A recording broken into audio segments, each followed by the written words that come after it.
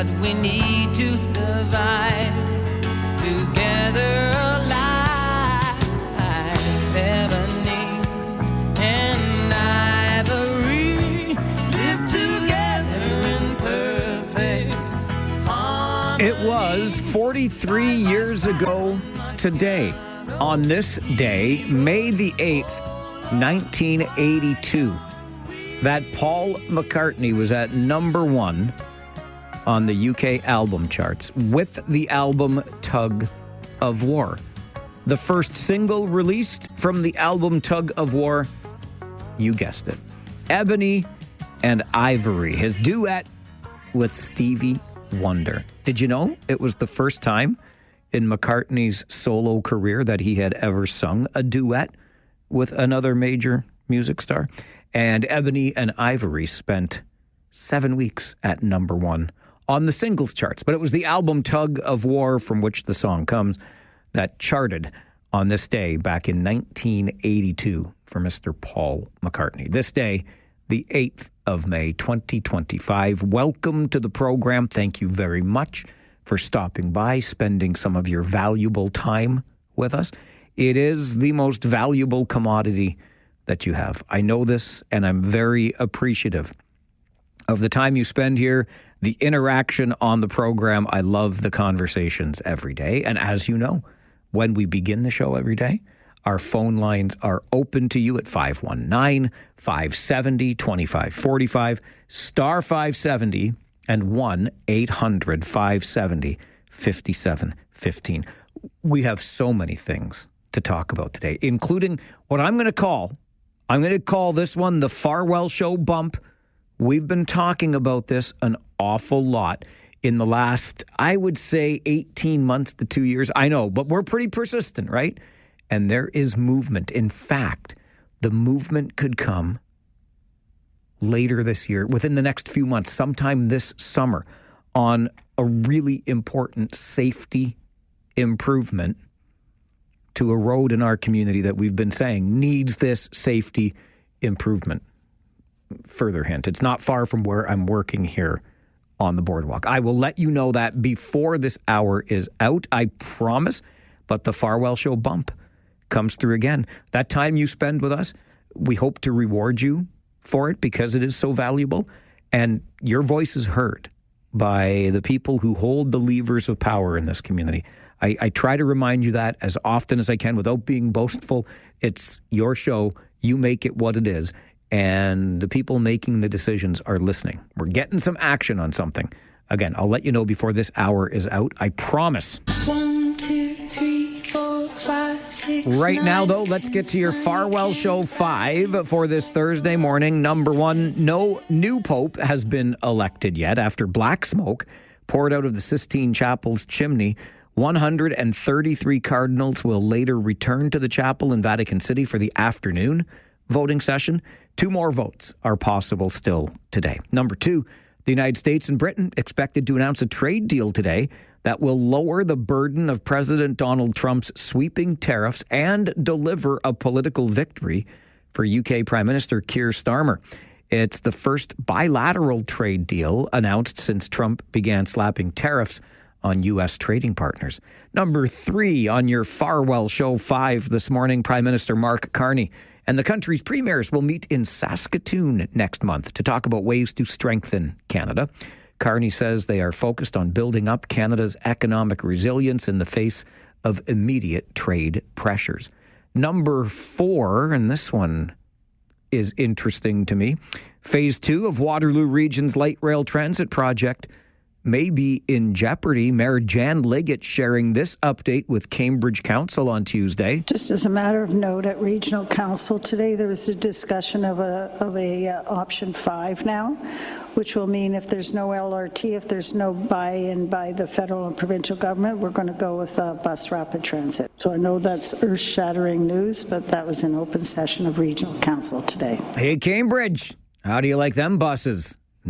No trains? Maybe. Now, see, the cost for Phase 2 of light rail is estimated at $4.5 billion, and initial expectations were that upper levels of government, the province and the feds, would cover the cost. But that BRT, that bus rapid transit option, now on the table, according to Cambridge Mayor Jan Liggett. And number 5 on your Farwell Show 5 this morning, emphasis on the 5, because after a tax increase of nearly 10% this year, one regional councillor wants to see a lower number next year. Whereas residents and taxpayers across the region are facing significant financial pressures due to the rising cost of living, including housing, food, fuel, and other essential expenses, and whereas affordability remains a top concern for many households and businesses within our community, and whereas ongoing economic uncertainty, including the impact of tariffs and global market instability, continues to place additional strain on local businesses and consumers, and whereas Regional Council has a responsibility to balance the delivery of essential services with fiscal prudence and affordability to taxpayers. Therefore, be it resolved, the Council directs staff to prepare and present a draft 2026 budget for direct regional services that limits the overall tax levy increase to no more than 5% while maintaining vital services and seeking efficiencies wherever possible. I know for some, even 5% will be too high, but it's not 10%. That's Councillor Michael Harris, who brought that motion forward at committee earlier this week. And that is your Farwell Show 5 for Thursday morning. We'll take a quick break. When we come back, you know that we won last night, right? And by we, I mean the Toronto Maple Leafs, the team that even if you pretend to not like, you actually like. Deep down, you have some love in your heart for the Toronto Maple Leafs. But do you have as much love in your heart or your shed as this man from Aberfoyle? You'll meet him coming up on the Mike Farwell Show. This is 570 News Radio and Rogers TV. Just let this sink in for a moment. The Leafs beat the Florida Panthers last night 4-3. So the Leafs now lead their second round series 2-0. The last time a Leafs team led 2-0 in the second round was 1987. That just shows you how futile things have been for the Toronto Maple Leafs for decades now. But the passion of the fans has never wavered, not one bit, particularly in Aberfoyle, where we find Robert Pembleton, who joins the show this morning. Robert, good morning. Good morning, Mike. How are you this morning? I'm doing just fine. Thank you, sir. And you? And I'm doing great. Thank you. Good. Feeling pretty good after that win last night, I'll bet? I am. We're playing well. We certainly are. So I'm curious, Robert, did you watch the game in your shed? This might be the most Maple Leafs shed I have ever seen in my life. Yes, I did. I watched every game in there with a couple of buddies of mine, a guy by the name of Walter Rice and Guy Marshall. We could never watch every Leaf game in my shed and have a few pops on the way. Attaboy. I like to hear that. I noticed on the sign in the window of the shed, I mean, are you a fan of X, or did that just pop up somewhere along the way? You know what? I drink beer. That's all I drink. I've been drinking X ever since I've been drinking. Good man. I've got two favorite kinds of beer, Robert. Cold and free. Those are my two favorite kinds. Yeah, they're good ones, too. They are. Yeah. Just so you can see what Robert and I are talking about, he shared some pictures with us. You can see them on our Facebook page, facebook.com/The Mike Farwell Show. The shed that we're talking about, where Robert and his buddies, Walter and Guy, watched the Leafs games together. When did you start collecting all this memorabilia, Robert? Well, I've been watching the Leafs since, I don't know if you remember the old Jackie Gleason show, Foster Hewitt. Absolutely. Yeah, I've been watching the Leafs since then, and every year my kids, my grandkids, my wife, Hattie, they usually get me something for Christmas, so it's always been a Leaf paraphernalia. So I've just been collecting, and then finally I got the shed I wanted to do up.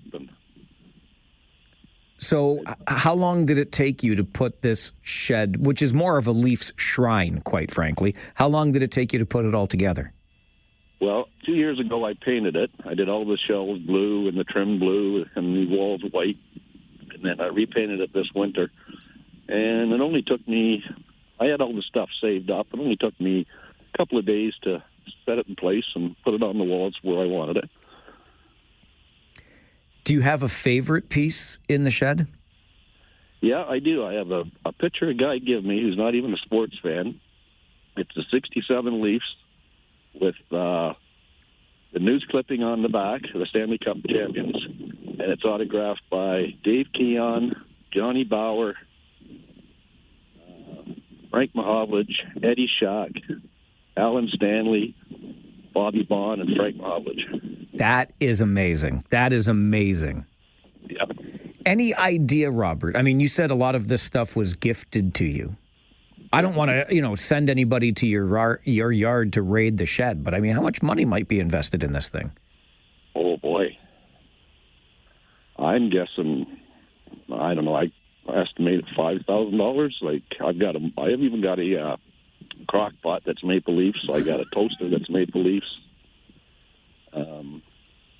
I get pretty well a lot of stuff that's all Maple Leaf stuff. Yeah, and it shows in the pictures. I mean, it's just a sea of blue and white. Does it hurt your eyes at all? Not yours. You're a Leafs fan.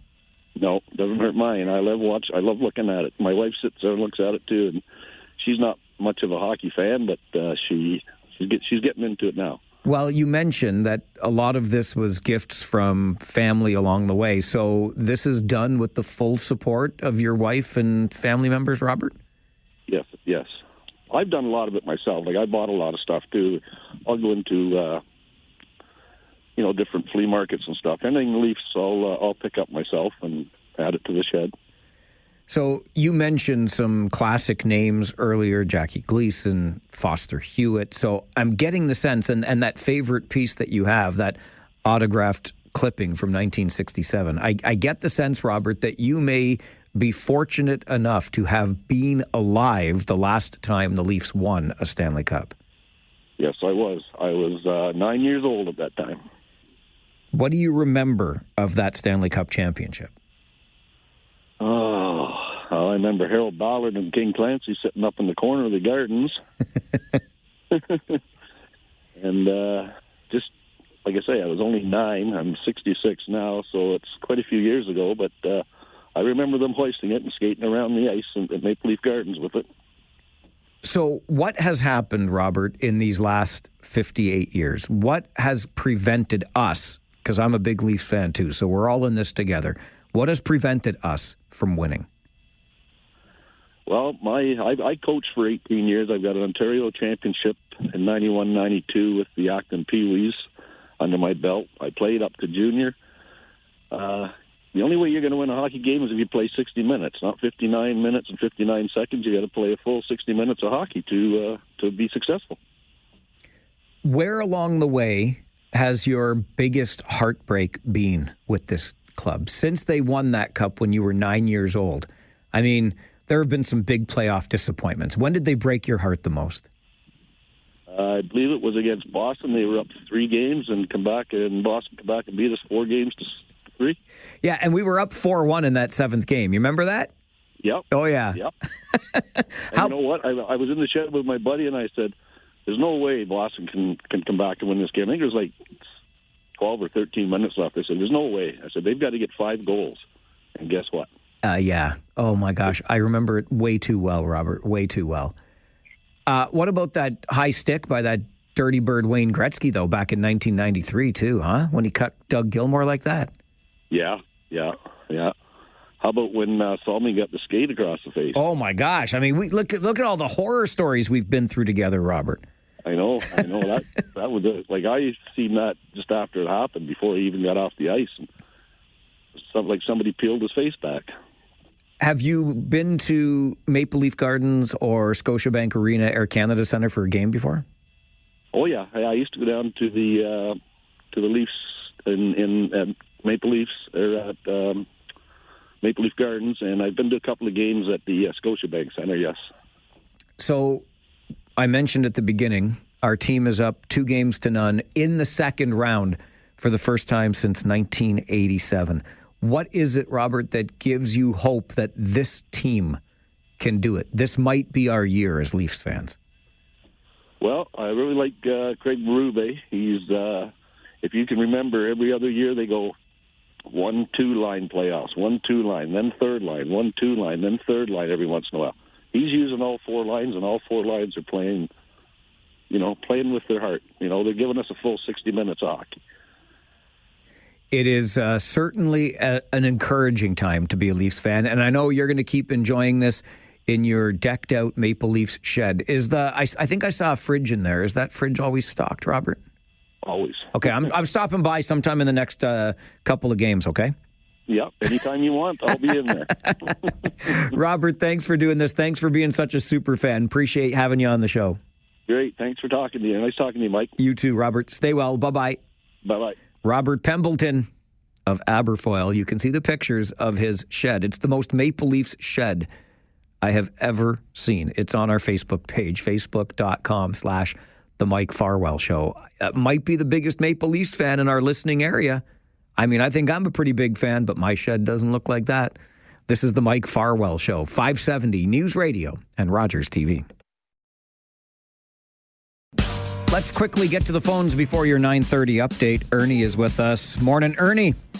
Hey, Mike, I just want to say that guy surpasses Dark Guy is the coolest Leaf fan that I've got to see now. That was a great segment. I loved it. Just to hear some of the stories, too. What he mentioned, too, I like the fact that we know our 1 and 2 top lines are arguably one of the top 2 in the league, but the fact that we have some depth on the 3rd and 4th to give those guys a break and let them contribute, I think has been a huge key to what's been going on. And Wall for stepping up yesterday, too. So that was big. And just before you go here, on that Boston game, my dad was driving to Manitoba to see my sister. He was in the States. He stopped at a hotel to watch the game. He says, "No, Mom, we're going to watch Game 7. And then when he got into Canada, he had to go to the hospital for heart issues, Mike. Oh, my I know gosh. my dad's a bit older, but I was like, please win one for my dad, if anything, please. The Leafs tried to kill your dad, Ernie. I know. And he still loves them. He still loves them. It's like that dog that keeps running away, and you just take him back every time. I get it. Go Leafs, Mike. Thanks, Ernie. Great to hear from you. It was fun last night. It was fun talking to Robert, this Leafs super fan in Aberfoyle. And I don't think Kitchener Council is going to have any fun listening to our next conversation because a fireworks vendor is pushing back against the sales ban that's being implemented in Kitchener and Waterloo. That's coming up on the Mike Farwell Show, 570 News Radio.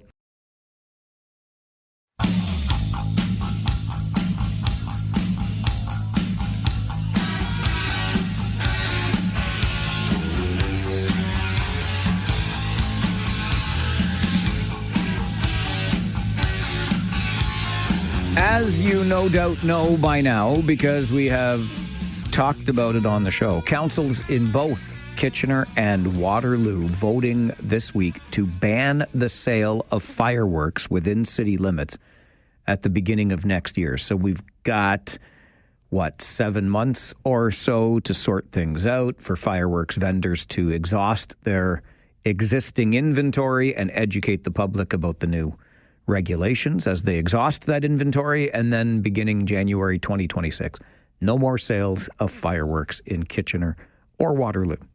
Cambridge, we don't know. North Dumfries is not moving in this direction. Guelph has not moved in this direction. I point that out because even if you can't buy the fireworks in Kitchener or Waterloo, you can buy them very nearby, not to mention online sources. So how effective could such a ban on sales be? I don't know. But a fireworks distributor who delegated at Kitchener Council on Monday night joins the program this morning, Priyam Vyas. Priyam, good morning. Thank you for being here. Good morning, Mike. How are you doing? I'm okay. How are you? Actually, morning, but it's good. Good. How do you feel about what Kitchener is doing when it comes to banning the sale of fireworks? So the biggest issue with the fireworks is the misuse of fireworks, right? And the sale of ban is not going to resolve any issue because let's say I'll be not selling fireworks in the city of Kitchener from 2026. Does it stop the bad behavior of people who misuse the fireworks? Nope. But what it does, it puts business owner like me out of the business.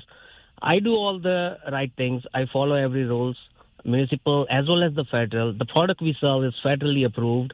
We educate people at the point of sale. Now we won't be able to do that. And the misuse of fireworks is not going to resolve by the ban on sale of fireworks.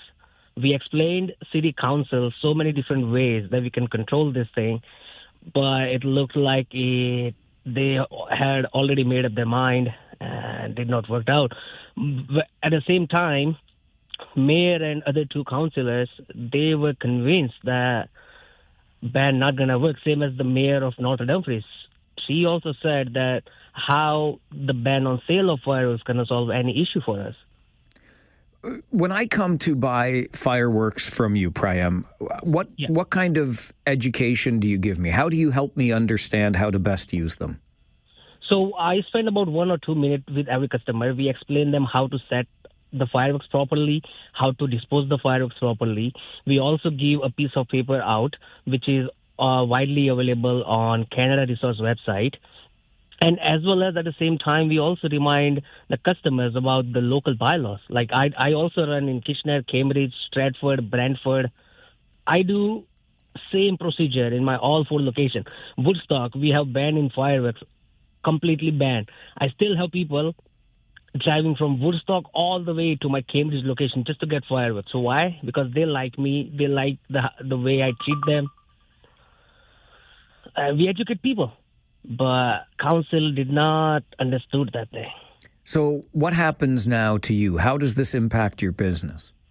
Well, I'll be completely out of the business now in city of Kitchener and Waterloo now. And it's a huge impact. At the same time, I'll be okay if it's going to solve the issue within the city. I'll be happy to do that. But putting me out of the business not going to solve any issue here. At the same time, in month of March, we launched a campaign, Support Local, Love Local, against the Trump's tariff. And I think I'm excluded from that campaign now. Right, because you're local and you're not getting support from council. Yeah, I'm local, I'm not getting support. What do you think should be done, Prayam, to stop the misuse of fireworks? Instead of the ban like this, what could cities do instead? So I propose to the council that in Kitchener we have about 20 licensed vendors to sell fireworks, out of which there are 3 or 4 only big fireworks companies who are dealing with the fireworks in other municipalities as well, and they are aware of 100% rules and regulations. What are the culprits here? You know, the corner stores and convenience stores, they also sell fireworks. Unlike us, after the season, we send everything back to our head offices, while those people, the corner stores, they get stuck with their inventory. And somehow they have to make their money back, so they sell to anybody in any time. Like, we are only allowed to sell a certain time period, but I bet you go to any corner store, they'll give you fireworks at any given time, 365 days out of the year. We told them to eliminate this kind of people. We also told them that rather than a full ban on sale of fireworks, we should eliminate the culprit fireworks, the nuisance fireworks, which are Roman candles and air bombs. We should eliminate that thing. That will also put a huge impact, because those are the only type of fireworks that people misuse the most. Where will you still be located to sell fireworks? You mentioned people drive from Woodstock to Cambridge because they can't buy them in Woodstock. If they can't buy them in Kitchener and Waterloo, where can they still find you to buy their fireworks? They can still find me at 561 Hespeler Road in the Beer Town Plaza. Okay. We'll let people know that, and they can just cross the border to Cambridge and get their fireworks. Prayam, thank you very much for joining the show today. Thank you, Mike. You have a good day. You too. Bye now. Bye now. Prayam Vyas is a fireworks distributor. Has people coming from Woodstock to his location on Hespeler Road in Cambridge because you can't buy in Woodstock thanks to a ban there. I really like the point. I mean, we're talking about support local, shop local. We're going to help our local businesses. And now the small business, I get it. It's not the biggest business or industry in any municipality, but you're taking small business owners and impacting their livelihood. I'll just remind you of what Kitchener Mayor Barry Verbanovic had to say at the meeting on Monday night when council decided to ban the sale of fireworks. And we heard from local businesses who are saying, why are we driving business elsewhere outside of our community to neighboring communities, or worse yet, to Amazon or other places to purchase their fireworks, because they're still going to be able to get them there. And so I do think, like some of my colleagues this evening. I do think the focus needs to be on education, on safety, and on enforcement. I'd be happy to see higher fines, but for the reasons that existed at committee, and after hearing, and again, I acknowledge there's people on both sides of the issue. I'm convinced more than ever that isn't the best way to go. That's the way, though, that Kitchener is going. Waterloo is going the same way. Mayor Verbanovic himself has called this government overreach. Will it work? I'll ask you that. Are you confident that a ban on the sale of fireworks in the cities of Kitchener and Waterloo will work? Is it going to reduce complaints? Let me know what you think on the Mike Farwell Show. This is 570 News Radio and Rogers TV. In any time, like we are only allowed to sell a certain time period, but I bet you go to any corner store, they'll give you fireworks at any given time, 365 days out of the year. We told them to eliminate this kind of people. We also told them that rather than a full ban on sale of fireworks, we should eliminate the culprit fireworks, the nuisance fireworks, which are Roman candles and air bombs. We should eliminate that thing. That will also put a huge impact because those are the only type of fireworks that people misuse the most. Priam Vyas is just trying to continue his livelihood as a fireworks distributor in Kitchener and Waterloo. But thanks to a ban placed upon the sale of fireworks in both cities by councils this week, he loses some of that livelihood. And you can hear in that clip, he is appealing for alternative solutions. What we have here is the typical few bad apples. And despite the old adage that says a few bad apples does not spoil the whole bunch, Waterloo and Kitchener seem to think, oh, they do, though. Those bad apples spoil the entire bunch. And now, thanks to the bad apples, none of us can use fireworks. And more to the point, in this context, some business people lose the opportunity to conduct their business in the city. It absolutely flies in the face of buy local, support local, shop local, because you're taking away local business people's work within the city. It's bizarre to me. I don't think it's going to work at all. I think it'll have a negligible effect on the number of complaints and the bad behaviors that we've seen. But I'm happy to be wrong on that. Your thoughts on whether or not the ban on sales will make an impact. 519-570-2545, star 570, 1-800-570-5715. Andre, good morning. Good morning, Mike.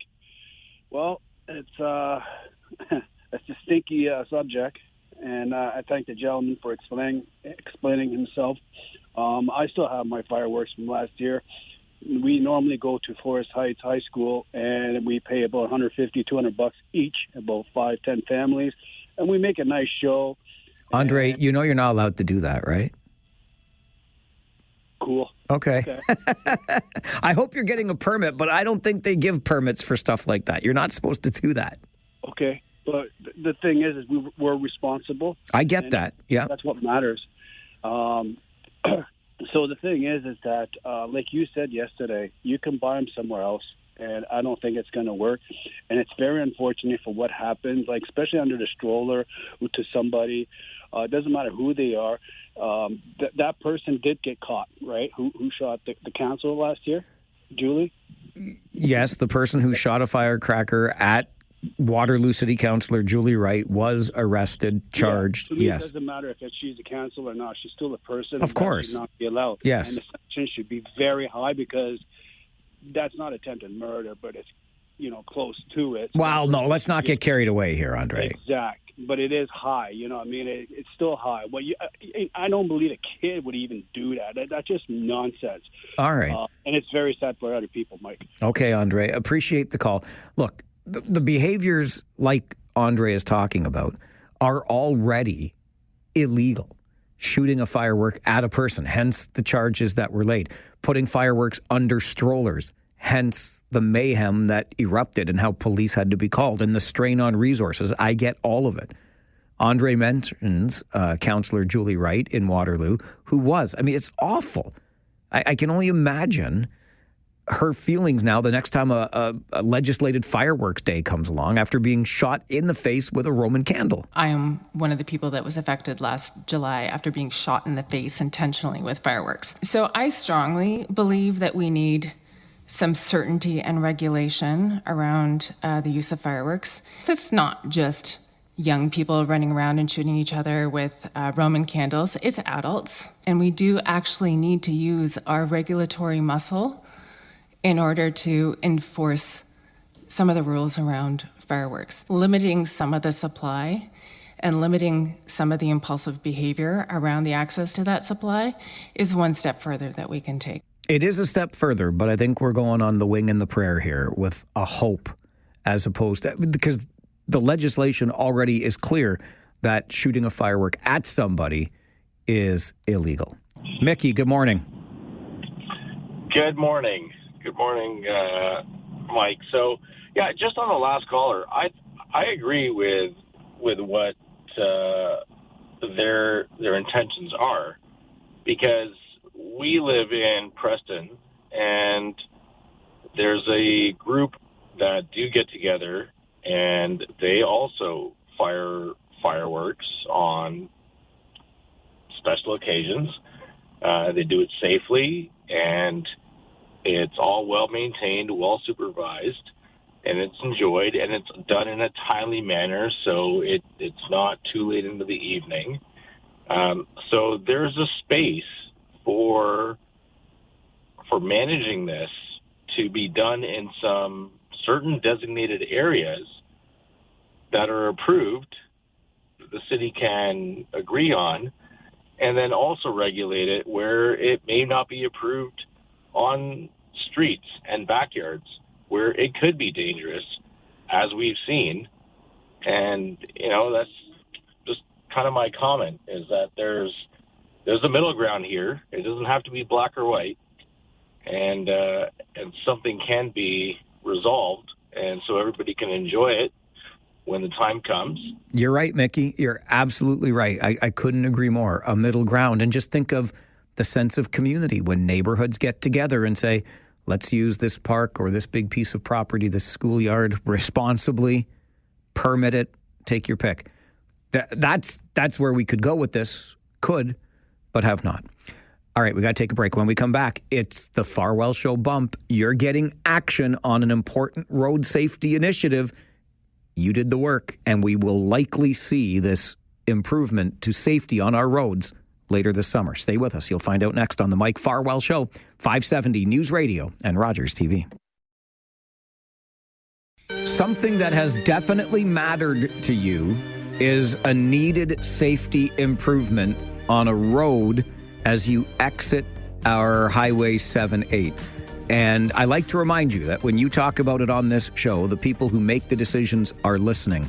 And Regional Councillor Michael Harris is listening. We're going to get a safety improvement. Commissioner Spooner, I know you and I have gone back and forth many times, as well as Councillor James, and I think we're very close to progress, but I think it's an opportunity to inform the public that there's lots of work behind the scenes on a critical piece of infrastructure that needs to be addressed from a road safety perspective. And that's the lights exiting the expressway coming from both directions onto Ira Needles or onto Trussler Road. Very, very dangerous intersection, not even an intersection, it's the ability to make a left-hand turn onto Trussler, coming either way. And I know you've got a solution. We've got our MTO partners, I think, on board. So we're this close, but I just thought maybe we'd use this opportunity to add it to the tracking list to inform the public that there's work happening, that we are addressing this safety or road safety issue. Hopefully, Mr. Spinner, you'd be okay with adding that, and then we can maybe give an update as we go and the progress that we're making to get that done. Yeah, through your chair, another really good countermeasures example, right? So this is an identified community need. We've had a number of collisions in the segment. It's a complicated governance piece. The MTO manages all signals coming off of provincial highways. We've been successful in working with the MTO to fast track the installation of temporary signals. We'll be back in, I'm going to forget my year here, 28, I believe, is the road reconstruction in that segment. So we'll do temporary signals and then full signals as part of the overall implementation. I'm hopeful, Councillor Harris, that we have those temp signals in place this summer. It's a very quick one, but when we put it on the tracking list, I will put Q3 and then I will push with our partners to get there. So hopeful with council support, and thank you for the ongoing support with that, but hopefully we can move that one quickly. It's an area of need. How many times have we said, simple solution here, just get something temporary in place? Trustler Road at the expressway, on and off ramps. Let's get the temporary signal there until they do the upgrades. Improve the safety in the immediate term. Sounds like that near term is this summer. We've been talking about it for almost 2 years now, to be fair, but the movement is happening. We'll likely see that temporary signal to make it safer at Trustler Road and the expressway this summer. This is the Mike Farwell Show, 570 News Radio and Rogers TV.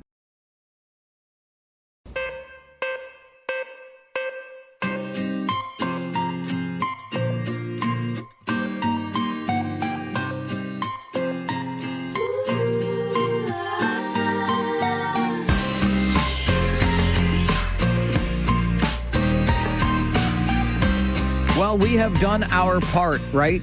As voters, we have elected a minority parliament, which means we expect full cooperation between the parties, working together in a collaborative manner so that they can move forward an agenda that moves forward our country. It's that simple. That's what voters demand. That's exactly what we're going to get, right? John Malloy is a former Liberal MPP and cabinet minister, now the director of the Centre for Public Ethics at Martin Luther University College, joins the program. Good morning, John. Good morning, Mike. So we've spoken. We've told the government or those we elected exactly how we want them to behave. This is exactly what we're going to get now, right? Absolutely. An end to I Great. was Have a nice day. when you said that. Listen, I'm not going to say there isn't good faith in Ottawa. I think all parties are very concerned with what's happening with Mr. Trump. I think also all parties have received a message from Canadians. I mean, it's I think a little bit of a complicated message, but a message. They want things to get done.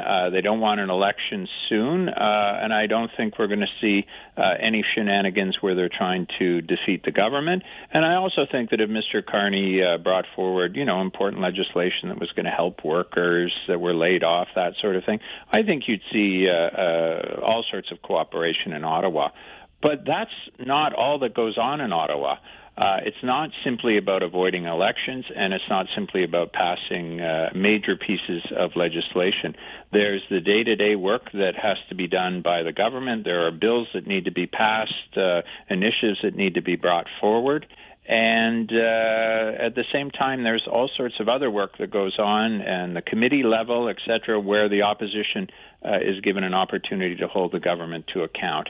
And I cannot believe that the opposition parties are not going to act like opposition parties and try to scuff up this government the best they can, try to vilify them, try to magnify every mistake and every fault, and try to basically make Canadians sour on Mark Carney and his government so that in the next election the Conservatives win, the Bloc gets more seats, and the NDP gets party status. I mean, that's what politics is all about, and I think there's an illusion that this is going to be different. You brought up the committee level, John, and I would like to explore that a little bit further, because that's where the devil is really in the details here, and so much of the work gets done. What's happening at those committees, and how does that bog down the kind of cooperation we'd like to see? Yeah, I mean, parliamentary committees are small groups, committees of members of parliament, and the rules say they need to reflect the makeup of the House, which means the government doesn't have a majority in the House, it doesn't have a majority on committees, and therefore the opposition get to control the agenda. Committees have extraordinary powers. If you delve into it, most people that I've sort of gone into detail with it don't believe me. The powers they have. I mean, they can call witnesses, they can ask for records, they can ask for documents, they can basically ask for anything that kind of exists or anyone within the authority of Parliament. So if it's in Canada. that's where the fun can begin. And, I recently wrote a piece and said an opposition member suggests that they look into Brookfield Asset Management, Mark Carney's old firm. He was accused of being involved with a move of the head office from Toronto to New York and also setting up tax havens in Bermuda. It was the stuff of jokes during the campaign and accusations. So, an opposition member says, we're going to have a committee that's going to look at Brookfield Asset Management. We're going to call in senior executives. We're going to ask for all these records. We're going to ask for any potential dealings with the government, et cetera, et cetera. Can you imagine what the other opposition members are going to say? Are they going to say, no, we're here to help the government work. We're here to deal with trade issues. And Mr. Trump, we don't want to be involved in such shenanigans. Or are they going to say, when do we meet and can we order in food so that we can have late sittings to get to the bottom of it? Every time you see a mistake or a scandal or a misstep by the government, there are going to be committee hearings on it. And you know what? They're going to do what opposition parties always do. They'll go on big fishing expeditions and hope that one thing will lead to another that will uncover another, and then we can have more committee hearings.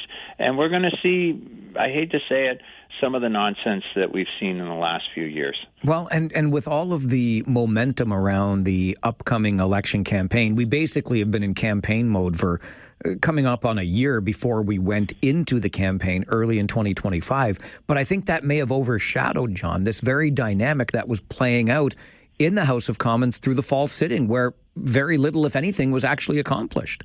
Yeah, I mean, I'm shocked. I don't think most Canadians know that I think it was late September till when the House rose in December, never came back again. We went into the election. Basically, nothing got done in the House of Commons. The opposition using procedure. There's the Conservatives. I'll name names here. I'm not being partisan. It was the Conservatives, but with the acquiescence of the NDP and the Bloc, the Conservatives tied up the House of Commons nonstop for week after week after week after week. No bills could get through. Business wasn't being done in the House of Commons. There was eventually a ruling by the Speaker which said some of the votes needed to be done to allow the government the budget, or the funds that it needs to operate, and that was it. Week after week after week after week. Canadians effectively had no parliament that was working there. So, I mean, the opposition has the power to screw things up in a way that doesn't cause an election and that doesn't block high-profile pieces of legislation, for example, something that's going to aid workers that have been laid off because of the tariff threat. But beyond that, they can make sure that the Liberals have very little success at moving forward with other pieces of legislation, and they can spend a whole heck of a lot of time looking into Brookfield Asset Management, or, the fact that the Prime Minister's, brother-in-law's niece's cleaning lady was seen in anything that they want to invent and put a magnifying glass on and throw mud, they can do it. And I think that temptation is going to be too great. It may not happen right away, but it's not in their best interest to make the Carney Liberals look good and to help them achieve a whole bunch of stuff. It's not in their best political interest. That's the reality of it. And until Canadians start voting for the party they feel is the most friendly and cooperative, I think that's always going to be the reality. And if you want to be friendly and cooperative, go ask Jagmeet Singh how that worked for him. Great point for sure. Interesting days ahead. John, always appreciate the perspective. Thanks for being here this morning. Thank you, Mike. John Malloy is a former Liberal MPP. He, by the way, served provincially in a minority situation, so he knows of what he speaks here. Currently the director of the Centre for Public Ethics at Martin Luther University College in Waterloo. Sticking with the election that just was, where did strategic voting go awry in our region in this election? We'll investigate that with one of the election polling leaders at Ipsos coming up. Stay with us on the Mike Farwell Show. This is 570 News Radio and Rogers TV. Well, this recent federal election provided for us a number of surprises, not the least of which is the remarkable resurgence of the Liberals under Mark Carney, erasing a deficit of 20-plus points in the polls to win, albeit a minority government. And then, of course, we had Conservative leader and NDP leader Jagmeet Singh and Pierre Poilievre, respectively, losing their seats. More expected, I think, for Singh than for Poilievre, who will now run in an Alberta by-election to regain a seat as he remains leader of the Conservatives. But right here at home at the local level, I would say a relatively big surprise delivered in Kitchener Centre, where hardworking MP Mike Morris was ousted in the riding as the Conservatives kind of came out of nowhere, didn't they, with Kelly DeRitter winning the seat and a really strong showing from the Liberal candidate in the riding. Sean Simpson is the leader of election polling at Ipsos, and he studied public opinion polling at Wilfrid Laurier University. Joins us to talk about this. Sean, good morning. Good morning. You have described Kitchener Centre as a case of strategic voting gone wrong. What did you see happen in the riding? Well, what we saw was that a lot of people were voting Liberal with an agenda of stopping Pierre Poilievre from winning the federal election nationally. And what that did within the riding was siphon votes away from Green Party candidate and incumbent Mike Morris. And so the Liberals and the Green Party split the progressive vote almost equally. Green Party had a little bit more than the Liberals did, but they split it almost equally, and that allowed the Conservative candidate, Kelly DeRitter, to win the riding, actually with only about 34% of the vote, which is fairly low. The only way you can win with that low of a proportion, that small of a proportion of the vote, is for the vote to split pretty equally among your opponents. So, in fact, many people who are voting strategically for the Liberals caused the very thing they were trying to prevent, which was a Conservative win within Kitchener Centre. So if strategic voting were to work the way we wanted it to, like what are voters attempting to accomplish when it doesn't backfire on them? So when it doesn't backfire, what you're doing is you're trying to vote for the candidate who has the best shot at defeating the person you definitely don't want to win. So in this case, for Liberal voters, people who wanted Mark Carney as Prime Minister, who definitely didn't want Pierre Poilievre as Prime Minister, if you live in Kitchener Centre, what you would be doing in theory is voting, again, the candidate who has the best shot at defeating the Conservative. And in Kitchener Centre, that would have been the incumbent Green Party MP, Mike Morris. So had all of the anti-Poilievre vote gone to Mike Morris, or not even all of it, a small fraction of it, quite frankly, then Mike Morris would have won, and they would have kept that seat away from the Conservatives. But because of this weird vote splitting, the Conservative candidate had the largest share of votes, and that's how you win a riding. You win the largest share of votes, and it gave the riding to the Conservatives. I don't want to be unkind here, Sean, but I mentioned at the outset that this struck me as a surprise. I'm not sure there was a harder working MP in all of Parliament in the last session than Mike Morris with his work in Kitchener Centre. So is it possible that voters generally just didn't really understand that Mike Morris may have been the best chance to defeat the Conservative candidate here? Yeah, I think that's certainly part of the issue. And if you go back to the 2021 election, Kitchener Centre was, again, a bit of a weird case because Raj Saini, the Liberal incumbent, the Liberal candidate for that election, dropped out, but his name was still on the ballot. So the Liberals got 16% of the vote. So for those people who were thinking, well, the Liberals did poorly in Kitchener Centre last time, they could easily dismiss it as an anomaly and say, yeah, but they'll be back. And in fact, there's a reasonable argument to be made that Mike Morris maybe wouldn't have even won in 2021 had Raj Saini, stayed in the race and everything went as normal. He was the incumbent. The Liberals were reelected. There was every reason to believe that it would happen again. So I think, you had many people going, well, that was an anomaly. The Liberals typically have the best chance of defeating the Conservatives in Kitchener Centre. That's where I'm going to park my vote. And we know from Election Day polling we did for Global News that around 4 in 10 Liberal voters voted Liberals primarily to stop the Conservatives, not necessarily because they liked the Liberals. They were just scared of Pierre Poilievre and decided that was their motivation to stop them, and erroneously applied that motivation in Kitchener Centre by voting Liberal instead of Green. I can't help but think that this will only serve to stoke the fires of those who believe we need some sort of electoral reform. Well, yes, that is the sort of the logical reaction to this type of almost perversion of votes, right? So in our system, first past the post, or officially called single member plurality, you have what are called lost votes or inefficient votes, because it doesn't matter if you win by 5 votes or 5,000 votes. A win is a win, and anybody who voted for other parties, their vote essentially doesn't count. You've lost, your vote doesn't matter whether you lost by 5 or 5,000 votes. In other systems, proportional representation, for example, there are no lost votes.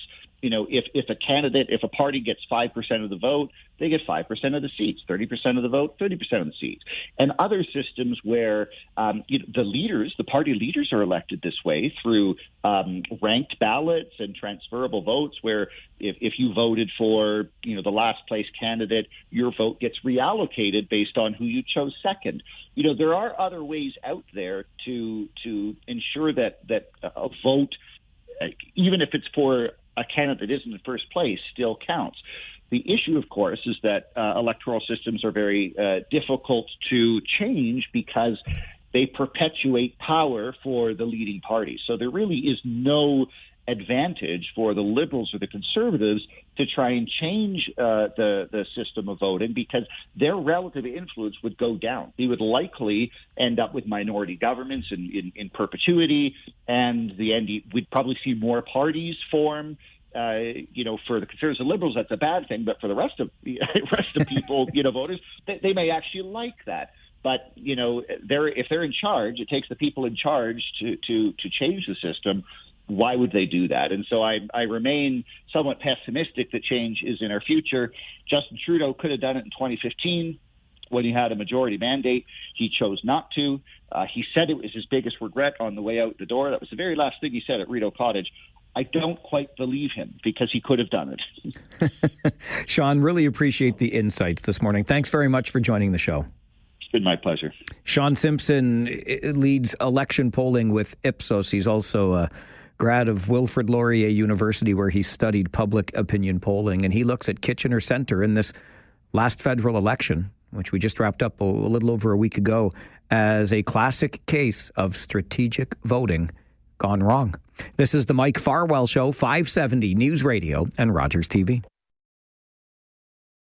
It is called Homes for Heroes, and a Canadian veteran is walking his way from Windsor to Ottawa in order to raise awareness and money to build those homes for heroes, Canada's veterans. And he's making his way right through our community today. We'll talk to him in about 30 minutes' time, just after the 11 a.m. news. But right now, to the 570 News Centre we go. And then, because it's Thursday, we got to have a little laugh, don't we? Gary Chalk, the writer of the humor column Living Retired, joins us to bring that column to life. That's coming up on the Mike Farwell Show, right here on 570 News Radio and Rogers TV. Hookah chaka, hookah, hookah, hookah chaka, hookah, hookah, hookah chaka, hookah, hookah, hookah chaka, hookah, hookah. I can't stop this feeling deep inside of me. Girl, you just don't realize what you do to me. When you hold me in your arms so tight, you let me know everything's alright. I'm hooked on a feeling. Oh, Thursday mornings at this time, it's the feeling that laughter brings. It's not Ooga Chaka, it's Gary Chaka, the man, Gary Chalk, who writes the humor column Living Retired. I encourage you to check it out. You'll find it online, livingretired.press. And Gary joins us every Thursday morning to bring that column to life on our program. When you go to livingretired.press, you can sign up, have the column delivered directly to your inbox. It's well worth it, because you need something along with all those memos from the boss to give you a chuckle. I mean, sometimes the memos from the boss give you a chuckle, but you're not supposed to laugh at those things. Gary Chalk, good morning, sir. Hey, good morning, Mike with a mic. How are you? I am top shelf. I'm waiting, though, for the sun to appear and this magnificent stretch of weather to come our way. Well, I keep listening to Jill and all your weather forecasters there, and I'm hanging on. I'm hanging in, but I'm losing faith, Mike. I know. Tell you, Gary, it's got to come. We deserve it after the winter we had and the lousy spring so far. Let's go. Oh, bring it on. Bring it on. You got it. Hey, Mike, I got a question to start off today. Are you on trend? I don't even know what that means, Gary. I don't either. I was hoping you could help me out. Just so you know. Okay. I am on trend, Mike, just so you know. I love it.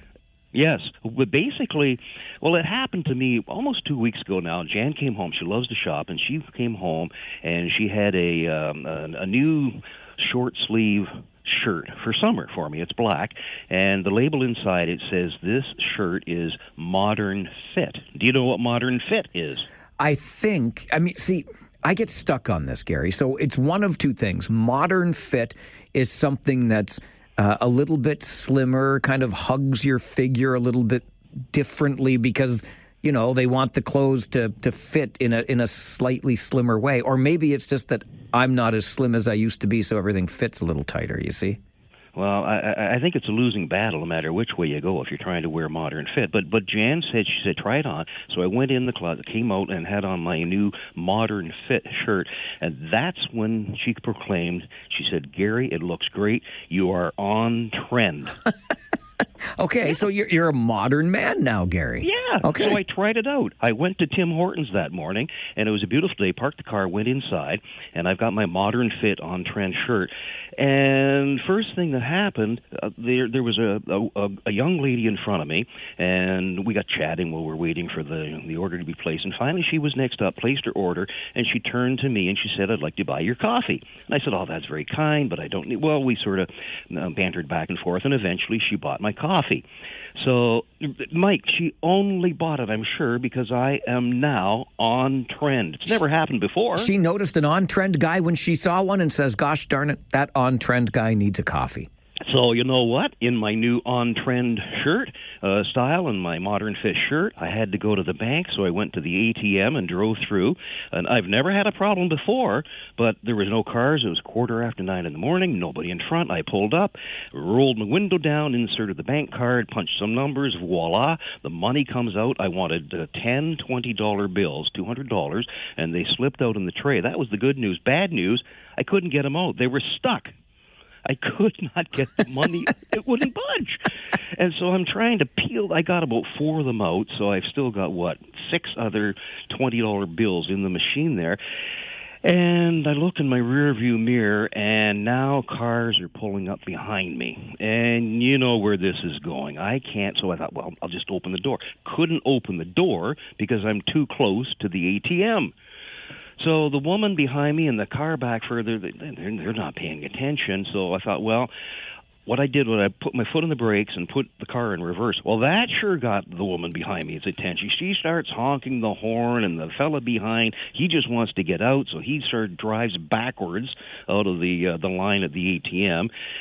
She moved back, and then I got my car repositioned so I could open the door. And as this is the truth, Mike, in my on-trend Modern Fit shirt, I stood there at the ATM, and all of a sudden the message came up, and it said, done. Basically, what they said was time out.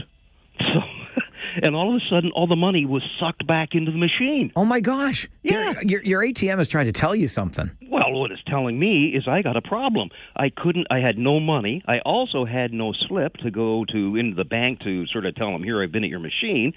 So now I drove forward, but I stopped, and the woman behind me, she pulled up to the ATM, and I just wanted to sort of be around in case my money came out to her. Well, as soon as I got out of my car and approached her, she locked all her doors and rolled the windows up. It was a mess. So I finally go into the bank, and this is the truth, Mike. I walked in, and I don't know if I feel on trend or not, but I'm sort of thinking, my gosh, this has never happened. I have no proof that I was even at your machine. I've got some of my money, not the rest. I walked into the bank, and the young teller, I explained my problem. She was very kind to me. And she said, oh, no, we can handle that appropriately very quickly, which she did. And as she handed me the rest of the money, Mike, you know what she said? Sir, that's a really nice shirt you're wearing. So my modern fit on trend, it just worked, made my day. So I drove home. And I explained to Jan that, there was this young, attractive girl at the Hortons line. She bought my coffee. And I explained at the bank that there was another young teller, and she really liked my shirt, and I'm feeling on trend. And I said, that's probably why it happened, because I'm just on trend. And Jan laughed.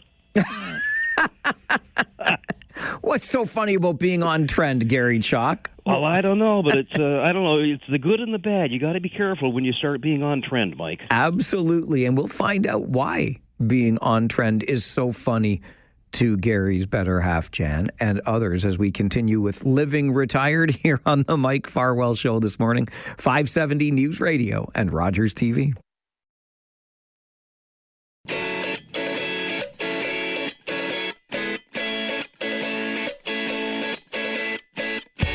There is this humor column, see? It's called Living Retired. You'll find it online, livingretired.press.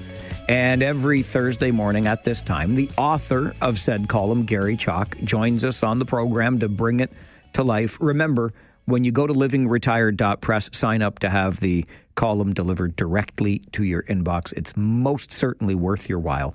We're talking today about being on trend, and I got to go find myself an on-trend shirt, Gary, if bank tellers and customers in the line at Tim's are going to be so kind to me. Yeah, it just you feel young, invigorated, and until you find out, what, this is really superficial. I'm not on trend. I look like I'm trying to be on trend. Another way that I try to be on trend is by the texting and all the abbreviations. Do you do that on your text machine? Like, on your phone, it sort of looks like somebody sends you a message in a text, and I get the feeling that maybe they dropped their iPhone in the gravy boat and then they pressed some keys and sent you a message. The letters don't say anything. Do you do that? Oh, Gary, sometimes. Like, I know that they use these short forms because they're saving time, but it takes me more time to decipher what they actually meant. All I know is LOL and LMAO. That's it. Okay, well, LOL, I know that one. There's another one that I got the other day, FWIW, and that's forgot where I was. And another one then is, this one is TTYL. Do you know that one? TTYL. Teal. No. Talk to you later. Oh, okay. Well, they weren't even talking to me in the first place when they said TTYL. That's right. It should be text to you later. Or maybe that's what it is. But, of course, because I am an on-trend guy with a modern fit shirt, I have come up with my own Living Retired text abbreviations. As a baby boomer, we're changing in our approach and where our efforts have to be made as baby boomers. So the one of the ones I have is going to be ATD, at the doctor. Oh, that's very good. I like that one. Do you like this one? ATH, at the hospital? They don't stop. And then the next one, WIER, waiting in emergency room. Oh, my goodness. Gary, which one of those, now you'll have to have a little, red siren symbol or something when you really need somebody to come and help you. Exactly. Yeah. And then the final one, which is a text message, it'll be in bold. It will be SWIER. SWIER, which is still waiting in emergency room. That would be a good one. You should send it to all your friends on the hour with the updates. Just what they need. And then I was, I don't like to complain, but Jan said it's the way of the world. Just realize you got to get with the program. So what I did was I put on my modern fit shirt, so I could sort of get with the world and be on trend. And I've developed some that are exclusively for me, but I have a feeling they may be for a lot of other baby boomers. They would be ASMK. Anyone seen my keys? ASMG. Anyone seen my glasses? Gotcha, yeah. ASMP. Anyone seen my phone? And then NMHAB, need more hearing aid batteries. Oh, my God. And then it gets worse from there. I'm telling you now, I would still look good if I'm fortunate to be in an advanced age wearing modern fit shirts and things, but then I would be texting NMPJ, need more prune juice. Oh, prune juice. Yes, of course. And then that would be followed quickly by GGPJW, which is gotta go, prune juice working. Oh, it's just not. Although one I've heard or I've seen something they do is FOFCGU or something, fell on floor, can't get up. Have you seen that one? The last thing I remember about that is those old TV commercials that say, I've fallen and I can't get up. But I guess, with phones now, you have to be able to text that, I suppose. Well, that's it. It is part of healthcare and part of communications to make ourselves clear as individuals that we message in letters that don't make sense. Right? Well, one of them I got a couple of weeks ago, I actually had to look it up on Google before I could respond. And, so much for being timely. Now, I looked good because I had my modern fit shirt on. I was on trend, but it was nuts. There's another one that, being on trend, they say that baby boomers are more inclined to purchase smart technology. Now, they sort of qualified it as televisions and speakers and Siri and things like that. So we're actually, more than other generations, out purchasing this stuff. Now, it doesn't mean we know how to use it. We just buy it. And then what that means is if you buy the wristwatch, the watch that, it's got everything. It measures your pulse. It measures your step count. It does it all.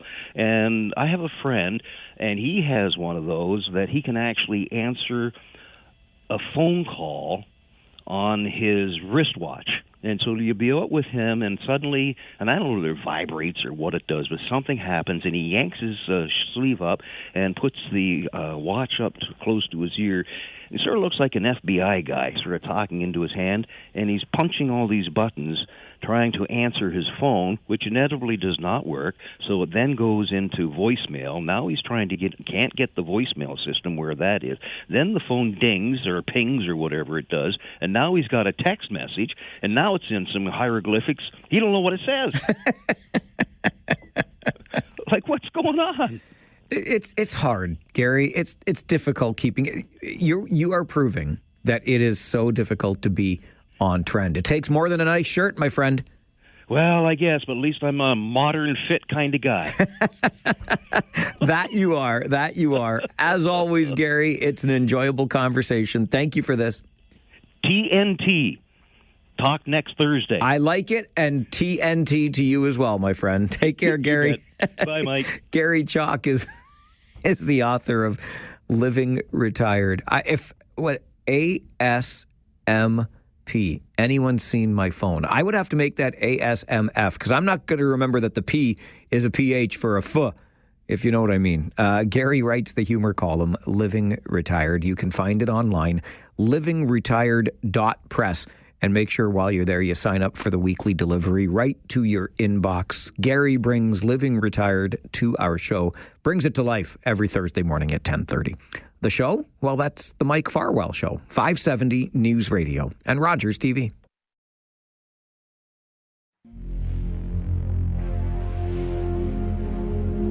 Holy moly. That's all I can really say. I mean, I have to say more, but holy moly. You know, when you set a pretty bold and audacious goal, and then you don't just meet but exceed that goal, it's a pretty good feeling. It might cause you to say something like, holy moly. And of course, I have you to thank for this, but I'm just looking at, because it's my new favorite pastime, in the month of May, as much as I try to work really hard doing odd jobs to raise money for cystic fibrosis research, I get distracted by looking at the 50-50 jackpot total. And I was hoping that as we head into an early bird award cash prize of $2,500 tomorrow, courtesy of TLC Pet Food, I was hoping we could get the overall jackpot up to $40,000 by tomorrow. Well, thanks to you, we are already there and beyond. $40,635 in the jackpot as of this moment. That means your share is more than $20,300 right now. And the jackpot will grow all month long. But there's a great incentive to buy your tickets right now if you haven't already, or maybe you want a couple more. It's up to you, but certainly before tomorrow at noon, because tomorrow at noon, we will award that $2,500 cash early bird prize from TLC Pet Food. We'll put money right in your pocket, and I'm sure we could all use $2,500 right now. Also, you could win the early bird prize, and you're still in for the big prize at the end of the month, which currently is more than $40,600. Get in on the fun. Get in on the chance to put cash in your pocket at cf5050.ca, cf5050.ca. And of course, you're also raising money for cystic fibrosis research. I'm going to get you an update from the 570 News Center. And then speaking of raising money, how about raising money for homeless veterans? A veteran himself walking from Windsor to Ottawa. He's coming through our community today as we speak. We'll talk to him next on the Mike Farwell Show. This is 570 News Radio and Rogers TV. He started in Windsor. He is on his way to Ottawa. And he ain't flying. He ain't driving. He is on foot. It is the Trek for Vets. And a veteran himself, Ken McKay, joins the program this morning. Mr. McKay, good morning, sir. It's Mackay, but that's okay. Mackay, my apologies. No problem. I should have known. I delivered newspapers to a Mackay in the neighborhood back in the day. No problem. Yeah. Thanks for making the time, Ken. No problem. Why are you doing this, walking from Windsor to Ottawa? I was veteran, but I didn't see anything overseas or anything horrific. But I know guys and gals who did. And they fought battles over there, and they're fighting battles here. And a lot of them are homeless. And that's not right. They shouldn't have to do these battles again. And I don't think our governments are stepping up to help them out. And I want to raise awareness and funds to help get our veterans off the street and back into society, in their own places, and get jobs. And that's what I'm aiming for. This is an 800-kilometer journey for you. How do you get ready to do something like this? I'm an avid hiker. I travel over to Spain and Portugal. I climb mountains. So I've been training since forever. But December, I really started doing like 13 kilometers a day. And I do it in chunks. I walk for 13, I stop, have lunch, which I'm going to do soon, and then I'll go again another 12. So I do 25 kilometers a day. What have you experienced on the road so far since starting in Windsor? Oh, the people are just fantastic. Everybody, wants to help out. They're very supportive.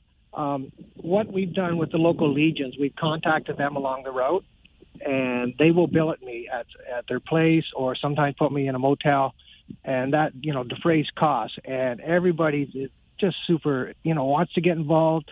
They want to support our veterans. What's it like out there on the road, Ken? Do you have a team with you, or are you kind of, a solo journey here? I'm a solo journeyist. I don't want a Forrest Gump parade. I did, because I'd worry about them. I did have a couple who wanted to walk with me, and they said they could keep up with me. And after 10 kilometers, they couldn't. And I said, I'm not slowing down. I have to get to point B. And it was raining that day, and I'm not going to wait for you guys. I'm sorry. So if somebody can keep up with me, fine. But if not, I'm not waiting. And so bring a cell phone and phone your hubby or wife to come and pick you up, because I'm not waiting. Where are you at as we speak today? Right now, I just went through the beautiful city of Bright, and I'm at the Bright Cheese Factory, sitting on one of their benches, and they brought me out some lovely samples. Well, I should do a trek for vets here if I'm getting samples from Bright's cheese. Come on. I'll give you my backpack, and you walk from Bright to the cheese factory, and you might get some. And how are you feeling physically at this point? When did you start in Windsor? I started on April 26th. April 26th. So a couple of weeks into this now. Yeah. How are you feeling? I'm good. I'm really good. My feet are really toughened up. That's the hardest part. You have to get your feet like a bricklayer's hand. You have to have them calloused. So they're hard now. They're not very pretty, but that's it. The legs are fine. Back is fine, because I have a new type of backpack, not the things I had to carry in the Army. These are way better on your back. What sorts of stories, Ken, have you heard from the veterans you're trying to help? Veterans are close-knit. They don't like to talk to civilians, but I am a vet.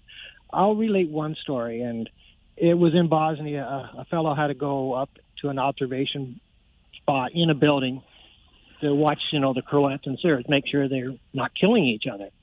And he took his binoculars up, and he put it on a shelf, and bang, it was blown up. A sniper took it out, and the sniper didn't miss him. He was just telling the Canadian, I see you, and the next one could be you. And so imagine going to sleep thinking that. I could have been dead. And you don't get rid of those memories. Where did you come up with the idea to do this? What inspired you? I mean, we know the vets inspired you in raising the money for those who are homeless, but why this? I don't know. I get weird ideas at 2:30 in the morning, and I write them down. I'm not religious, but maybe it was divine intervention to say, hey, do this for your vets, help them out. And so I did it. I wrote it down, and then I started researching it, and I found Homes for Heroes Foundation, and they got on board, and they build tiny villages to get vets back on their feet, and they're going to start building one in London, Ontario. So you started April the 26th in Windsor. When do you hope to arrive in Ottawa? June 4th is my scheduled arrival date. It all depends on weather, but June 4th, I should be there. And it all depends on weather. Will you walk, rain or shine? Yeah, I'll walk in the rain for sure. I'd rather not the shine. This is perfect. Sure, yeah. Overcast and cool. I love this. No bugs. If it's thunder and lightning, of course not. I'm not going to be out there. I will seek shelter. It was windy last week, too. I was worried about that. I guess a big storm went through London, but I missed it. But, yeah, I go in the rain. I got an army poncho that keeps me dry. And what happens when you arrive in Ottawa? Well, we're meeting a bunch of people. We have a Port Dover pipe band. They're going to be sending some people up. And then I have some military friends who are going to meet me outside of Ottawa. We're going to go to the War Museum and the monuments. And then we're going to go to Parliament Hill and see if any politicians want to come out and talk to me. And I suspect the trip back from Ottawa to Port Dover, you'll finally get back into a car. I'm going to take the Via train. Okay. Yeah, get on the train and relax. Yeah, that's going to feel a little weird, isn't it?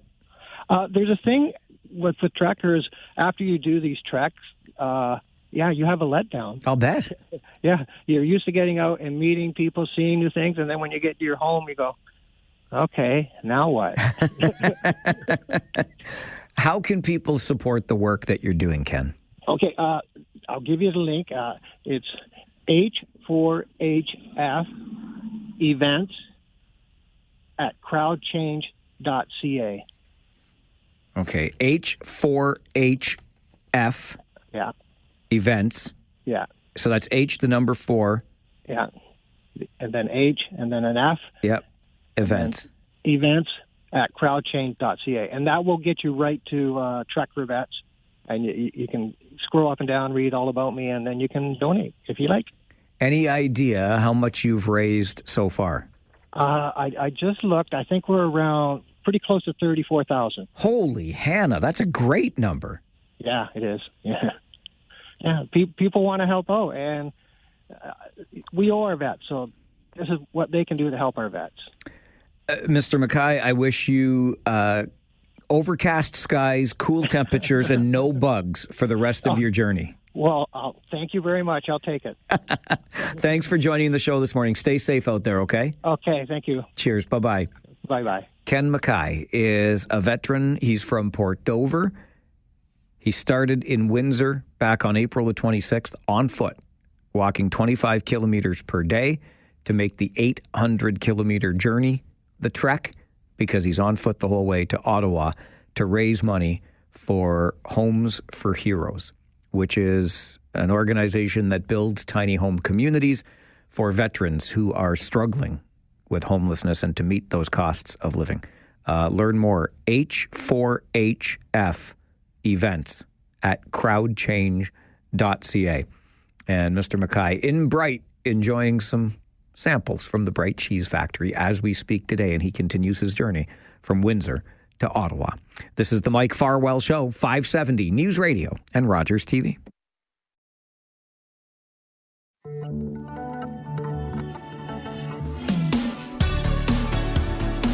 We want to get you moving this weekend, and we want to get you moving for mental health in support of Porchlight Counseling and Addiction Services. It is their largest annual fundraiser, and Cameron Dearlove is the executive director there, joins us on the show. Cameron, good morning. Good morning, Mike. How are you doing? I'm doing really well, my friend. Thank you. How are you? I'm doing great, actually. I was just listening to your last segment, and I thought, wow, that's really perfect timing. Okay, so he's walking from Windsor to Ottawa. We've got our walk on Saturday. It's a lot shorter. But it's interesting. You know, he's walking for veterans homelessness, and Porchlight, along with Cambridge Shelter in partnership, we just started doing work around veterans homelessness. And just last week, May 1st, we actually housed our first 3 vets who have been experiencing homelessness, chronic homelessness for quite some time. So for the last week, these guys have been waking up in their own bed in their own homes, which is, it's just amazing. And so I really congratulate the last guest that you have on the work that they're doing. Well, I would extend that congratulations to Porchlight and the Cambridge Shelter Corps as well, getting this done so that we can house veterans. It's such an important issue. How did you identify that as a priority, Cameron? Well, when it comes to housing and homelessness, of course, there's no shortage of places to do this work. For our organization, it's an interesting one. Actually, we're celebrating 85 years this year in the community in Cambridge. And when we actually started, it was 1940, and our organization was started to help soldiers returning from Europe and to help war brides that were coming over from Europe to settle into Gulf at the time, and so it's kind of this this long arc of coming back to some of the work that we started 85 years ago. So you mentioned that getting moving for mental health this weekend, Saturday to be exact, in Cambridge, is a little bit more manageable than the 800 kilometers that our friend Ken Mackay is doing from Windsor to Ottawa. How can we get involved? What's happening on Saturday? Yeah, so registration starts at 10:30, and we're going to kick off the event at 11 o'clock. It's at Cambridge City Hall on Dixon Street. Anybody can register or even just kind of show up and be a part of it. We're going to have a barbecue going. There's, balloon animals and a magic show for the kids. And basically it's a 2.5 or a 5 kilometer walk or wheel or run or whatever you want to do. And all based around raising money for mental health. This year is a different one. This is the third year we've run this, and this year it's always been Cambridge Moves for Mental Health in support of Porchlight, but we're kind of extending that support this year. So we actually invited a number of other organizations to take part. And so we have what we call our beneficial partners. So, when people go to make a donation on the walk page, they can actually choose one of the beneficial partners as well. And then we have a kind of a profit sharing with those partners. So, examples include the YWCA Women's Shelter in Cambridge, the 519 Community Collective, Muslim Social Services, Afro, a number of organizations who are taking part. And it's really cool because we're going to be able to bring together, a wide and diverse community. All to say, that we need to support and fund mental health services, but also that we need to, have more conversations and reduce the stigma around getting support. What do the funds raised during Move for Mental Health on Saturday, Cameron, help you do at Porchlight? What it does is it helps us fill the gaps. We of course have different types of funding for both our counseling programs and our addictions programs.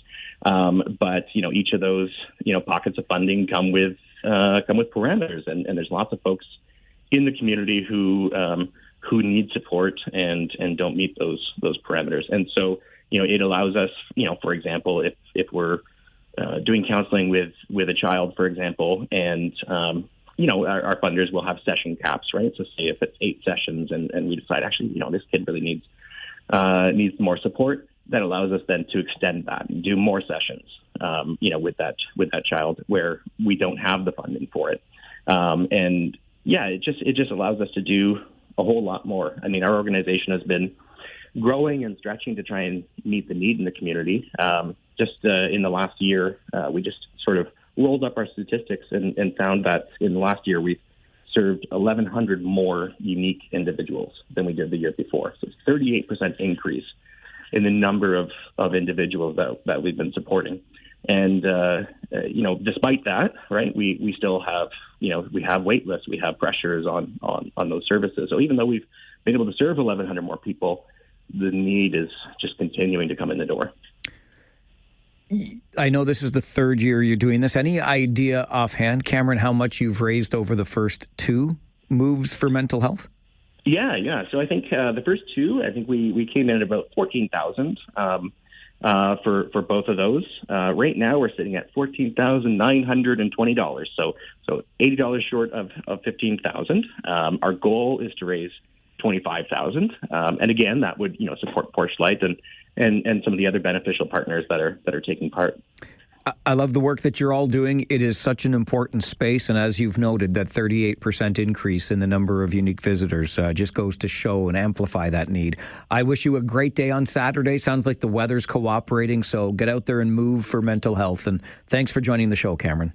Yeah, thanks for having us. Thanks. Take care. Cameron Dearlove is the executive director at Porchlight Counseling and Addiction Services, the annual, and this will be the 3rd, Cambridge Moves for Mental Health event takes place on Saturday, Cambridge City Hall on Dixon. Registration at 10:30, start the walk at 11, 2.5 or 5 kilometers, much more manageable, as Cameron points out, than our friend Ken Mackay, who is trekking for veterans, and he's doing 800 kilometers. But you can support Porchlight and the work that they do, as well as those other beneficial partners, by getting involved in Cambridge Moves for Mental Health this Saturday, Cambridge City Hall. This is the Mike Farwell Show, 570 News Radio and Rogers TV.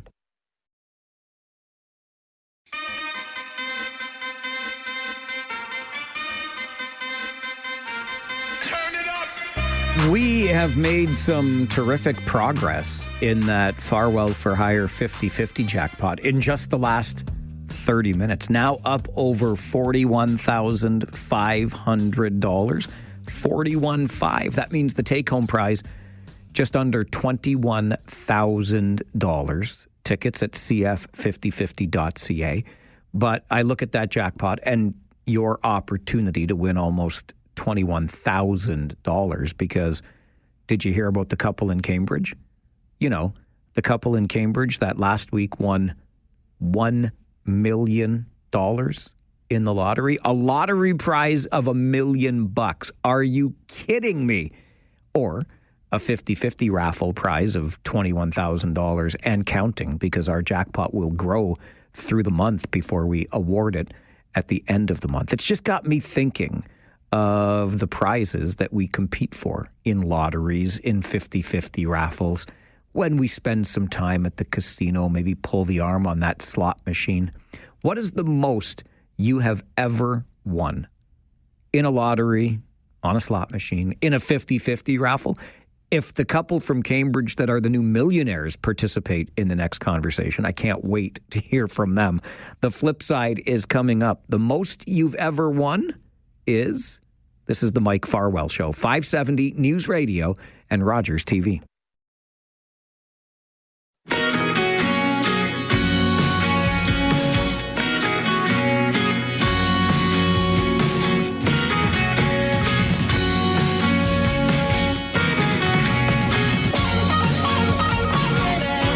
A couple of recent inspirations for this story. One being the couple in Cambridge last week, John and Sharon Thompson, that were awarded a cool $1 million lottery prize. And it was on an instant scratch ticket to the Instant Millionaire Multiplier. Now, you got to spend $100 to get that ticket, but holy cow, did it ever pay off for John and Sharon Thompson in Cambridge, because they won a cool $1 million with that lottery ticket. And we've got a 50-50 jackpot that is now up over $41,000, meaning the take-home share is approaching $21,000, which is a pretty nice prize. And it just got me to thinking of those times that we won that money. How much? What was your big lottery or maybe slot machine casino windfall? Maybe you're one of those people that likes to dabble in online poker tournaments, or you've been in a poker room at a casino. You make regular trips to Vegas. You're a whale. I want to hear your stories about being the whale that the casinos bring in because you gamble so much. But I don't want to hear about your terrible losses or the bookies you got in trouble with, okay? 519-570-2545. Star 570, 1-800-570-5715. What is the most you have ever won in a lottery or other cash prize? Could have been a 50-50 raffle. We gave away more than $50,000 to Emily Runstedler last year on our Farwell for Hire 50-50. I think it's all relative to a certain time in our life, how much the windfall, if you will, means to us or the impact that it has. But I will never forget one of my first big ones. And it was on, I don't even know if they still make the tickets because I don't play the instant scratch tickets anymore, but it was a Banco ticket. And when I was younger, my first apartment actually was in downtown Kitchener, right next to a convenience store. You can imagine the temptation that existed in that convenience store, especially with my sweet tooth. So plenty of disposable dollars were spent at said store on spontaneous purchases, including, of course, those lottery tickets. But the one time on that one Banco ticket, I won $50. Now you got to let this sink in. You got to put this in perspective. This is the late 1980s, right? I'm living on my own. I not making a lot, don't have a lot. $50 felt like maybe not quite $1 million, but it certainly felt more like $50 would feel today, cost of living included. But I'll never forget scratching off that ticket and winning $50, going back to the store to collect my $50, which of course I promptly used to buy $20 worth more of tickets and just put away $30. Hey, listen, my dad always said, pay yourself first, and I was supposed to put away 10%. I put away more than $5 from that lottery win. Thank you very much, Dad. But $50 on a scratch ticket. And then there was this time, I don't know if I've told you this story before. So I was in college, and my buddies and I teamed up on this wackadoodle idea I came up with. And the wackadoodle idea I came up with was around the Proline lottery when it first started. So we used to enjoy the occasional wager, my buddies and I. We would have our little pools to pick sports teams or sports players and, count points, all those different things. And we even took the occasional trip to Vegas or Atlantic City. And when the sports betting lottery came to Canada, we were pretty excited by it. Pretty excited. So Proline is here. And of course, like so many others that like to wager on sports, we were putting our wagers down on sports. And I don't know, I became a little bit obsessed, if you will, with trying to figure out a way to improve my odds in playing that particular lottery game. So if you remember back in the beginning, and this is key to all of this because the Proline lottery has changed quite a bit over the years. And it changed quite a bit not long after it was initially launched, because I don't think I was the only one to stumble upon a little hack, if you will, way back before internet times, right? I'm in college. This is the early 1990s now. And you used to get the sheet of games to pick from on a Thursday for the entire next week. It would go from the Friday right through the following Thursday. All of the games were already on there days in advance. And so I just started taking a look at the numbers and plugged them into a little formula and realized that if you took the games with the long enough odds, if they were a 7, an 8, or a 9, those were the numbers I focused on, you could get a pretty good payout. But the catch would be getting the teams that pay those long odds to all come in on the same ticket. So that's where I put together the little formula. And the bottom line was, to make it as simple as possible, we had to play lots of tickets, like more tickets than I could afford to buy myself. But what we did was kind of box all of those long shots so that if any three of them came in, we would have that combination on one of our tickets. Right? So, again, I couldn't afford to do this myself because way too many tickets for a guy making submarine sandwiches to pay for. But I went to school and I asked my buddies, I'm like, hey, I came up with this idea. Do you think you want to participate? And they're like, sure, we'll give that a shot. So it was much more reasonable. We each threw in $80, whatever it took. And we tried this, and ding dang it, wouldn't you know, it worked. And the next thing you know, we're winning money hand over fist week after week on the Proline lottery. Enough so that I paid my entire tuition. And then the one time we decided we would take our winnings and take a limousine down to Toronto to pick up our check from the OLG office. We got lucky on that. And then they went and changed the whole system so that it was harder to do it that way. But overall, we were in the tens of thousands between the group of us that we were able to win in the Proline lottery back in the early days of the lottery. Couple in Cambridge last week, $1 million. What's the most you've ever won? 519-570-2545. Star 570 and 1-800-570-5715. Dylan's on the phone. Good morning, Dylan. Good morning, Mike. It's not the most I've ever won, but back early 2000s, I was online poker tournament with Party Poker. Lucky enough, I won the tournament. It was just under 10,000 American. But the funny part is the cash out options weren't abundant at the time. So I chose to have a check, like a in your hand check, and I had it couriered to my house. So it took about 4 or 5 days to courier this check to my house, and I went and put the check in. The time Canada Trust or TD let me pull money out right away. So I pulled money out right away, and then about 3 days went by, and the bank locked down all of my accounts. Oh my gosh! Sent me nasty letters and this and that, and I didn't break any rules, but because the check came from, it was an American check, someone they didn't know or whatever the reason was, they wouldn't let me spend any more of the money than I had already pulled out until the check had cleared. It did clear. It took about a week from what I remember. And, I got to enjoy the rest of my winnings. That must have been scary for a minute, though. Oh, I think we lost Dylan there. So, yeah, you get it in the bank, you take it out right away, and then they realize, wait a minute, this came from such and such a place. We need to ensure that there's nothing fraudulent going on. I know we give our banking system a hard time, but in many ways, it is there absolutely to protect against things like that. Don't even get me started on the laundering that has happened, though, despite our best efforts. Let's go back to the phones. Rory, good morning. How's it going, boss? Hi, Rory. Yeah. I can barely hear you. Can you hear me now? Barely. Where are you in a tunnel?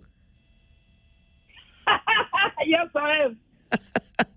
Okay, well, come out of the tunnel and try his back sometime. It sounds like he's a million miles away. Bob, you're next. Tell us the most you've ever won in the lottery, Bob. Mike, I'm happy to say that I won the Rangers 50-50 back about 10 years ago. No, you didn't. No, you didn't. I did, and I won $5,280 that I had to split with my son. Hey, that's all right. Split it with your son. And it was just before Christmas, so he bought a big screen TV, and I don't know what I did with my money. Come on. You did this just to stab me a little bit, poke me a little bit. I've been playing that lottery for 25 years, Bob. I know. I couldn't believe it. I didn't even think I won, and my son looked at my ticket and said, you just won. And so then I went and collected the money, and I had a better Christmas. I guess you did. That's a really cool story, Bob. Thanks for sharing. Yeah, no problem. Enjoy the rest of your day. Oh, listen, and I know, of course, Bob knows I've never won a Kitchener Rangers 50-50 because all I ever do is complain about it. I like to play it. Don Cameron always taught me. This is one of the lessons I got from Don. There were many, believe me, but Don and I played the 50-50 in every rink we went into because Don's philosophy on the 50-50 was that it almost always supports local sports or hockey in the community where you're buying the tickets, right? And Don said, you're lucky enough to work in the sport. So the least you can do is buy a 50-50 ticket. You might win, or you're just helping out that local minor sports organization. You get to work in sports, make sure kids can play the sport. So I don't mind. I like to complain, though, shocking. And after all this time and all these tickets, you'd think somewhere along the line I would have won something in a 50-50 draw. Not yet, but my day's coming. My ship is coming in. It's going to be a big ship. Bob talks about just over $5,000 that he and his son split. One of my buddies and his brother split $16,000 in a Rangers Reach 50-50 draw last year. I couldn't believe it. He sent me the picture of them picking up the check. I'm like, come on, $16K. Even split, you're doing pretty well. Doug, good morning. Hey, how you doing, Mike? I'm good, thanks, Doug. How are you? Not bad. During COVID, I won $1,000 on a Lotto Max ticket. And anything over $999, you got to go to Toronto, which I don't like. So I could cash it in at the casinos. Oh. They were all shut down. Right, because of COVID. So on the maybe 360th day, I finally ended up mailing it to Toronto and took a couple of weeks to get my check. But remember back in the day when they had Lotterio or... Yeah, was it Lotto? Yeah, Lotterio or Wintario. Yeah, Wintario. Yeah. And I was watching the draw one night, and I had the first number, second number, third number, fourth number. I was out by one, but I had the fifth and sixth number as well. Oh, my gosh. So close, Doug. That was tough. So what did you do with the $1,000 you won in the Lotto Max? I bought a little bit for me, a little bit for my wife, and I put the rest of it in my savings. Smart man. Smart man, Doug. Way to go. Okay, have a great day. Thanks, you too. $1,000 in the Lotto Max. Nothing to sneeze at. These days it might get you, half a month's rent. We're asking today because a couple in Cambridge last week won $1 million in the lottery. Our Farwell for Hire 50-50 jackpot is over $41,000. That's a pretty good prize. Half of that, almost $21,000, What's the biggest prize you have ever won? Maybe it was a lottery. Maybe it was a slot machine. Maybe it was a 50-50 raffle. Let's hear it on the flip side this morning. This is the Mike Farwell Show, 570 News Radio and Rogers TV.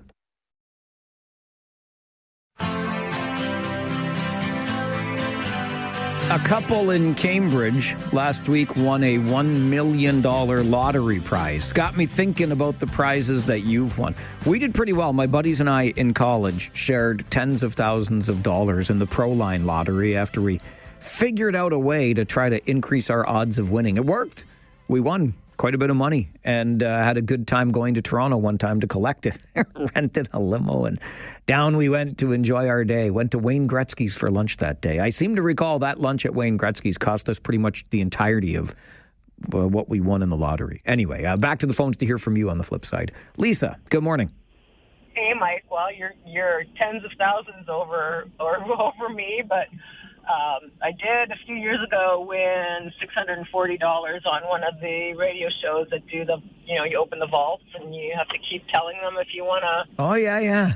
Open, and but it went up to $2,400, so I missed out on that, but that was still pretty exciting. And then there was a point where I won. I filled out one of those surveys, the Kitchener Record, and that was when the Kitchener Record still had an office in downtown Kitchener. And I won $1,200 for doing this survey. So all the people that think, it was actually really cool. And $1,200 is maybe not a huge prize, but I bought a couple things that we wanted and needed, and I was pretty excited about that too. So nice. And nowadays I'm always glad when I get to, we call it you win the chance to play again when you win a free lottery ticket, right? So my beloved that's says, exciting too. Yeah, my beloved says the same thing. I get to play again, got a free play. Woohoo! Anyway, have a good day, Mike. You too, Lisa, thanks. I like the way Lisa looks at that prize too. She won on a radio contest, even though she could have opened more vaults to get up to 2,400. She didn't lose 1,800. She won 600. 600 more than she had when she started her day on that particular day. Ted, good morning. Hey, Mike. I have only won one thing in my entire life. It was so significant that I remember it to this day. I was 12 years old in 1964 at a Rangers game, and they used to give out prizes, at intermission. I won 2 quarts of Borden's ice cream. Whoa! Back then, and to this day, I remember it so well. Well, because that's fine ice cream. That's my biggest win ever in my life. Well, my only win. But we loved it as a family. Well done, Ted. Thanks for that. Great story. Right there. Enjoy that one. A couple of quarts of Borden's ice cream. Way to go. Tyler, good morning. Good morning, Mike. Okay, this one, like your other caller, Bob, this one's going to bug you. Oh, jeez. In 2014, I went to see our Rangers play in Guelph. I bought a 50-50 ticket there, and I won $1,300. I thought that was awesome.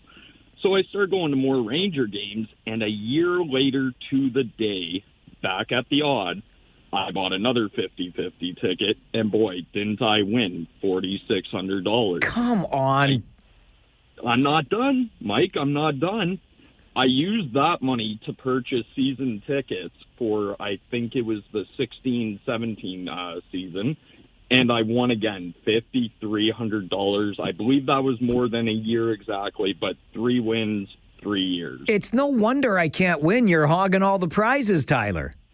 That's me, buddy. I'm sorry I had to do it to you, but at the same time, I'm not sorry. Thanks for the call. That's great. A 3-time 50-50 winner, twice in Kitchener, no less. Grant, good morning. Yeah, good morning. It was the casino. I have a system that I go by. I'll put in $10, play one line. As soon as the money goes down, all right. But how much did you win, Grant? That's what I want to know. How much did you win? Well, I'm getting to that. And then as soon as that goes down, I add 2 or 3 more lines. All right, that machine doesn't do anything. Then the next machine, I put 20 in. And this one time, the bells went off and it gave me just the same amount as if I was working at the hospital for the How for the much? month. How much? I'm not going to say. Well, Grant, that's not the point of the flip side today. You need to say how much. I'm not going to say. You called me. You're supposed to answer the question, you turkey. This is the Mike Farwell Show. The Flip Side, 570 News Radio and Rogers TV. I'm still trying to get over Grant's call from a moment ago. I'm asking you the question, how much did you win in the lottery or on the slot machine? Or that's the direct question. And Grant calls in to tell us how he plays his system in the slot machine, but refuses to say how much he won. That's missing the point. It's a pretty simple question. If you don't want to answer, just don't call the show. I'm very confused by that. We'll take more calls. The open line hour of Talkback is coming up on the Mike Farwell Show. 570 News Radio and Rogers. Take out the papers and the trash, or you don't get no spending cash. If you don't scrub that kitchen floor, you ain't gonna rock and roll no more. Yakety yak. Don't talk back. Just finish cleaning up your room. Let's see that dust fly with that broom. Get all that garbage outside, or you don't go out Friday night. Yakety yak. Don't talk back.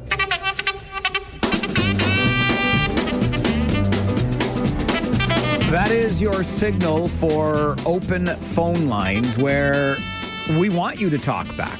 It is your chance to start the conversation. 519-570-2545, star 570, and 1-800-570-5715. My buddy Mike wants to remind you that today is McHappy Day, which, of course, supports Ronald McDonald Children's Charities, and Mike's family has benefited from Ronald McDonald House in the past, and if you can help out, I mean, I guess you get to eat some food and also support that work. So thanks, Mikey, for the reminder, and there you go. It is McHappy Day. Let's get to the phones on Talkback. Zafari is going to start. Good afternoon, Zafari. Hello, Zafari. Zafari is all gone. He couldn't wait through Matt Hutchison's news update. But Jersey Bill is here. Good afternoon, Billy. And I am here. How are you doing? Good, thank you. And you? I'm fine. Listen, now it just struck me. Oh, actually, it just struck me. I've been thinking about this for a while, even when Mr. Carney met President Trump in the Oval Office. It seems the real comeback, besides saying that Canada's not for sale, now that especially after Trump has now made this fantastic deal with UK, or free trade and all that. Not free trade, but a trade deal that's supposedly beneficial for both sides. I think what he should really should be posted to him, maybe not just by Prime Minister Carney, but also Prime Minister Stammer. As the 250th anniversary of the American Revolution and American independence comes up, they should just tell him, maybe it's time for you to just correct that mistake, abrogate the Declaration of Independence. You don't really want to follow the Constitution, abrogate that too. Declare your loyalty to the British Crown, which you seem to have a very good liking toward, and we'll all come back together. Canada, UK, U.S. can all be under the British monarch again, and I think that would be an interesting way. Also, it would work to his benefit, because he could be Prime Minister, and Prime Ministers don't have a term on it. All right, Billy. Thanks for the call. Tongue firmly in cheek noted. Well done by you. Matt, you're on Talkback. Good afternoon. Hey there. I just wanted to talk a little bit about the ban on fireworks sales in the city here. Sure. We are neighbors, or not direct neighbors, but we're in the same neighborhood, you and I, and I'm not unfamiliar with folks that, put off fireworks at unreasonable times during certain holidays, or, times, or, when it's not appropriate or whatever. It really comes down to a matter of safety and respect. And, while I think that bans in certain ways try. They are ultimately a Band-Aid solution. What I really think we need is more enforcement, more people on the roads during particular holidays, all the holidays really, where fireworks are allowed, to be able to catch more people, because ultimately they're going to keep getting away with it, and people on the fringe of good decision-making are only going to be pushed more to the side of doing things they shouldn't be doing.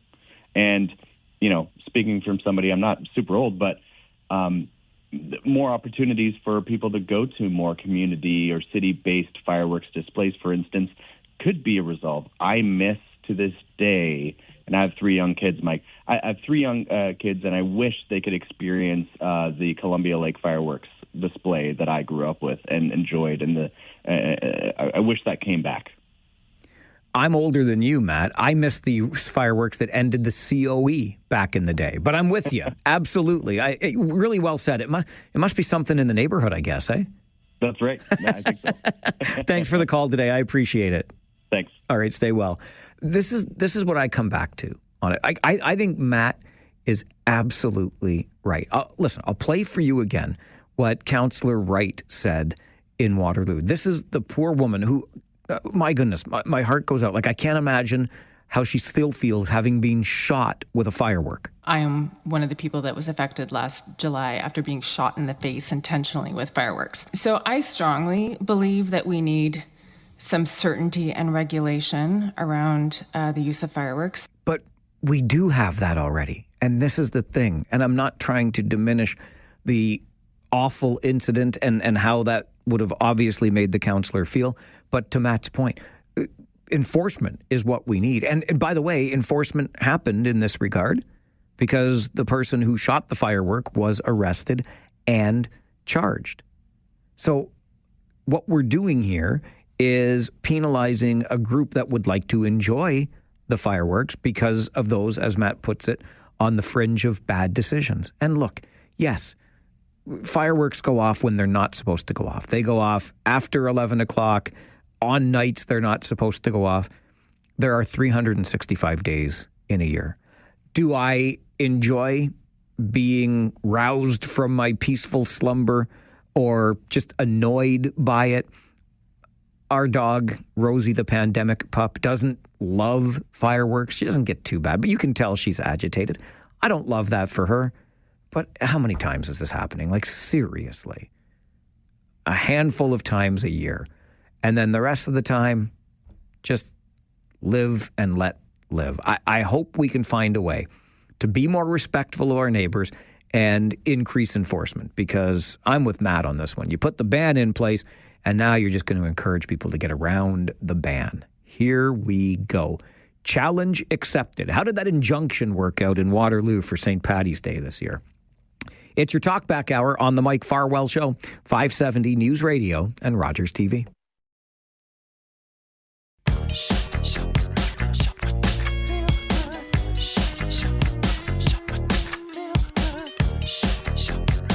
Talkback is the hour that you get your chance to have your say. Back to the phones, Tom. Good afternoon. Good afternoon, Mike. Long time no talk to you.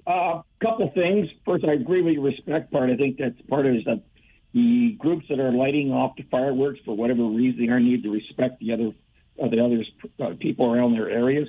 For the reason, as you pointed out, is just that it gets to be a little annoying. And with regards to bylaw needs to enforce the bylaws. And my point with the bylaws is, I don't know if you've been to Freeport Hospital lately, but it seems that the front entrance to Freeport Hospital gets used as a taxi stand, where you have a lot of people lining up to wait for picking up people, which impedes people walking across the crosswalk, impedes buses coming in, or other people to drop somebody off. So if we're going to enforce bylaws, let's enforce them. And, the security is going to chase people away for smoking at Freeport Hospital, why are they not helping with the parking situation? All right, Tom, I appreciate the call. Listen, I'm going to give bylaw some slack on this, too. You imagine, like, when we're talking about the number of complaints, which are into the hundreds, around fireworks, we couldn't possibly, using bylaw officers, patrol an entire city and be in the exact place where the fireworks are being set off illegally or inappropriately, right? So, but I would love to see greater enforcement or the fines being stiff enough that, yeah, when we do, like, let's be more proactive. Let's send a few more officers out on those nights that the fireworks are allowed.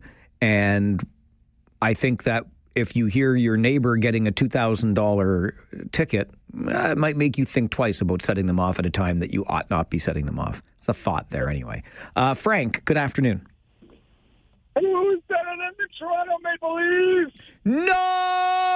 Nobody! Hey! Frank, that was my favorite call of the day so far. Well done by you. If you couldn't... Frank does this from time to time. I'd forgotten. I haven't heard from Frank in a while, but he just leaned back and shouted into his phone, who's better than the Toronto Maple Leafs? And because I remember Frank's calls from the past, I'm like, oh yeah, this is my cue to do the bad boy furniture. Nobody. And so I did, because you know what? The Maple Leafs are leading their playoff series versus the Florida Panthers 2-0. That's right, the Florida Panthers and their dirty bird, Sam Bennett, who should never be allowed to skate again because he's a cheating McCheaterson. 2-0. Leafs lead the second round series.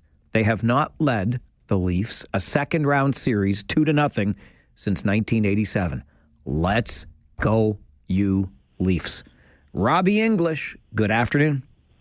Good afternoon, sir. How are you? I'm well, thank you, my friend. How are you? Oh, I'm very well, especially after last night. Go Leafs, go. Go Leafs, go, baby. What a pleasure to watch. That was actually nice to see them. They played out of their skins again. They obviously won it. That's what it's all about. We know what it's all about from watching the Rangers. It's all about the fire, the desire fire. And the Leafs seem to have it. So go Leafs, go. We're going to do this. I don't know if we do it in 4. I'm not going to make stupid statements like that. As long as we do it, it doesn't matter how many it takes. Wait a minute. Did you just make a commitment today not to make stupid statements? Because we've talked before, Robbie. Yeah, but we're talking Leafs now. This is, I mean, there's an importance level. I mean, my importance level is pro Rangers as opposed to the Leafs, but I'll always be a Leafs fan. But, and that's one of the reasons why I'm all OHL, because they actually try. That's what they do, and the Leafs are trying. So, I've got the tattoo on my leg, and I got the blue leaf in my heart, and, go Leafs, go, and I'm off to Oshawa on Tuesday. So go Gens, go as well. Let's see if we can... put our inbred cousins to misery. And I'll leave you with that. Thanks, Robbie. Appreciate it. That will be Game 3 of the OHL final in Oshawa next Tuesday. That final opens tonight in London. Game 2, Saturday in London.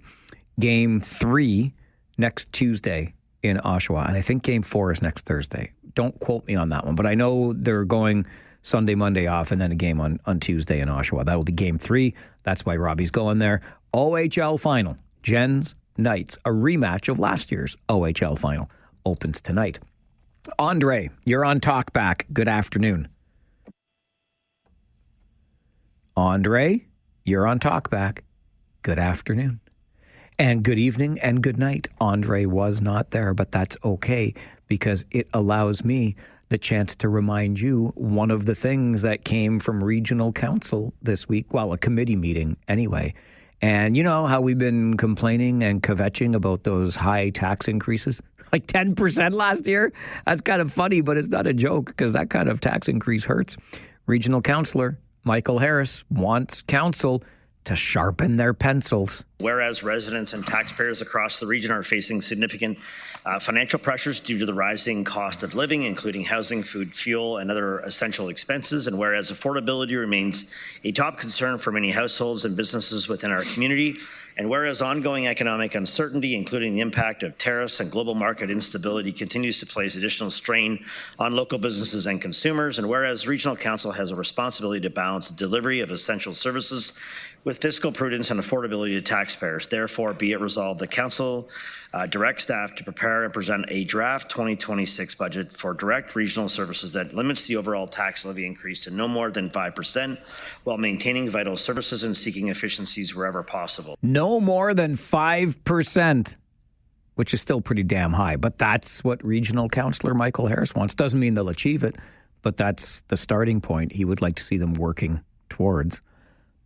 Michael Harris, the regional councillor, also brought forward something at a committee meeting this week that I'm calling the Farwell Show Bump, a road safety initiative that we've been talking about here, saying we need this done, and it sounds like it's going to get done. We'll get to that before the show is done at 1, too. Stay with us. Talkback continues on the Mike Farwell Show, 570 News Radio and Rogers TV.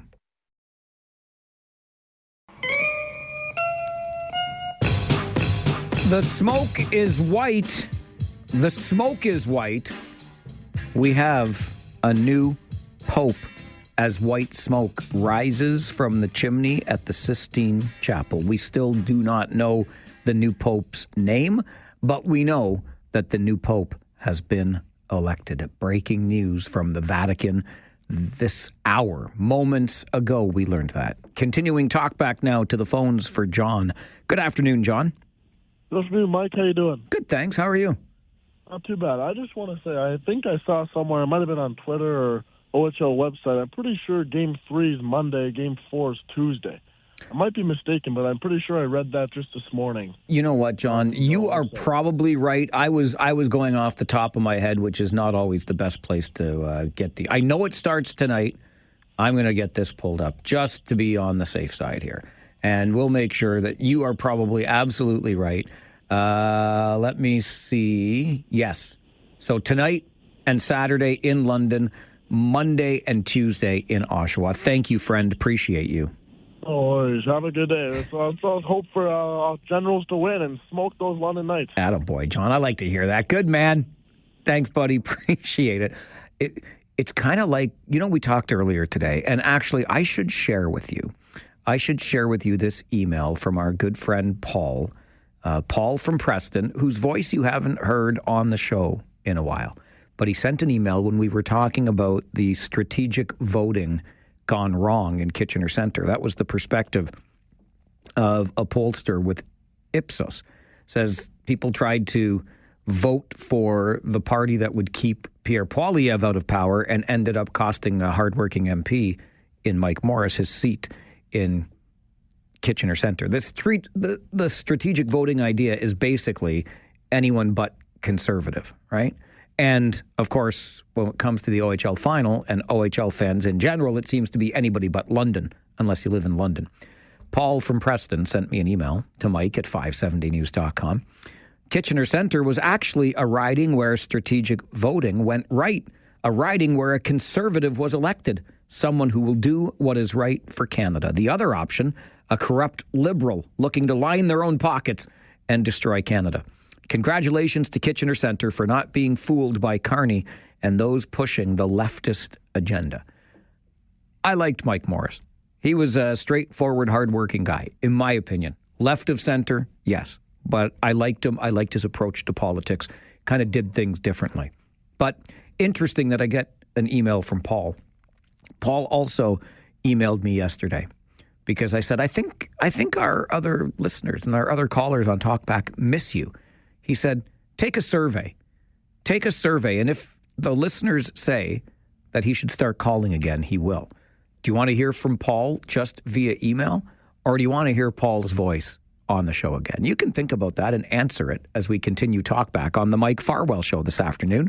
570 News Radio.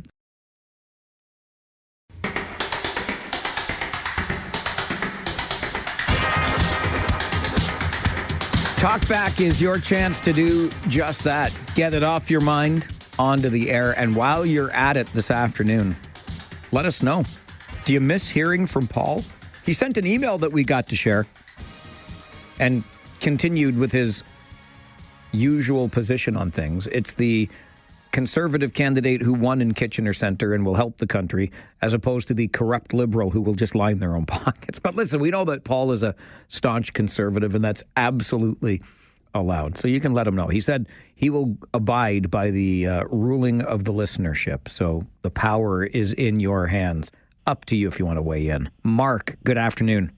Good afternoon, Mike. I just want to say I really liked that story today from that Toronto fan from, I think, Aberfoyle. Yeah, you like listening to Robert Pembleton this morning.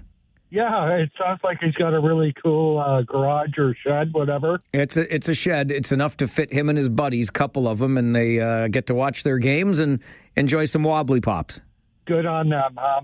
And another thing, Mike, 10 more wins, and Lord Stanley is coming back where it belongs. Okay. Slow down, Mark. Slow down. I can't. You got to slow down, buddy.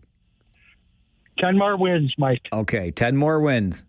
And yes, I don't miss Paul, okay? Oh, you don't miss him? Well, every now and again he's okay, but sometimes he goes on a bit much. Well, so do I, in fairness. But yeah, you do, Mike. You do. There you go. Okay, Mike. Okay, Mark, thanks for the call. Bye. Bye. Good to hear from you today. You deserve some credit for something here on the show, too. I like to call this the Farwell Show bump, but it's an issue that we have talked about at some length on the show for probably going on 2 years now. And it sounds like we're getting awfully close to a resolution. It's a road safety initiative that we have identified and said this should be really easy. All you have to do is put in a temporary traffic light, and you're going to fix the problem at this particular intersection. Don't wait for all kinds of approvals from the Ministry of Transportation or all of it. In the meantime, we see them at construction sites all the time. Get a temporary signal in there, and you're going to make things so much safer. Well, I've said this lots before, and that's why I call it the Farwell Show bump. When we bring up issues on this show, the people who make decisions in this community, they're listening. They're not always participating, but they're listening. And I got to think that Regional Councillor Michael Harris is one of those who's listening, because he brought this up at a regional committee meeting just this week. We're getting what we've been asking for. Commissioner Spooner, I know you and I have gone back and forth many times, as well as Councillor James, and I think we're very close to progress, but I think it's an opportunity to inform the public that there's lots of work behind the scenes on a critical piece of infrastructure that needs to be addressed from a road safety perspective. And that's the lights exiting the expressway coming from both directions onto Ira Needles or onto Trussler Road. Very, very dangerous intersection, not even an intersection, it's the ability to make a left-hand turn onto Trussler, coming either way. And I know you've got a solution. We've got our MTO partners, I think, on board. Mm-hmm. So we're this close, but I just thought maybe we'd use this opportunity to add it to the tracking list to inform the public that there's work happening, that we are addressing this safety or road safety issue. Hopefully, Mr. Spinner, you'd be okay with adding that, and then we can maybe give an update as we go and the progress that we're making to get that done. Yeah, through you, Chair, another really good countermeasures example, right? So this is an identified community need. We've had a number of collisions in the segment. It's a complicated governance piece. The MTO manages all signals coming off of provincial highways. We've been successful in working with the MTO to fast track the installation of temporary signals. We'll be back in, I'm going to forget my year here, 2028, I believe, is the road reconstruction in that segment. So we'll do temporary signals and then full signals as part of the overall implementation. I'm hopeful, Councillor Harris, that we have those temp signals in place this summer. It's a very quick one, but when we put it on the tracking list, I will put Q3 and then I will push with our partners to get there. So hopeful with council support, and thank you for the ongoing support with that, but hopefully we can move that one quickly. It's an area of need. It is an area of need as identified by you. Trussler Road at the Expressway. Highway 78, whether you're getting on or off the highway at Trussler, it is incredibly difficult and downright dangerous to make that turn onto Trussler Road. Temporary traffic signal to be in place later this summer. And then when they get on with the work of redoing the road, it will be made permanent-like. Good job by you. Regional Council is listening. Thanks to Regional Councillor Michael Harris for bringing it up at a meeting this week so we could get the update onto the show for you. Back to the phones on Talkback. Dan, good afternoon.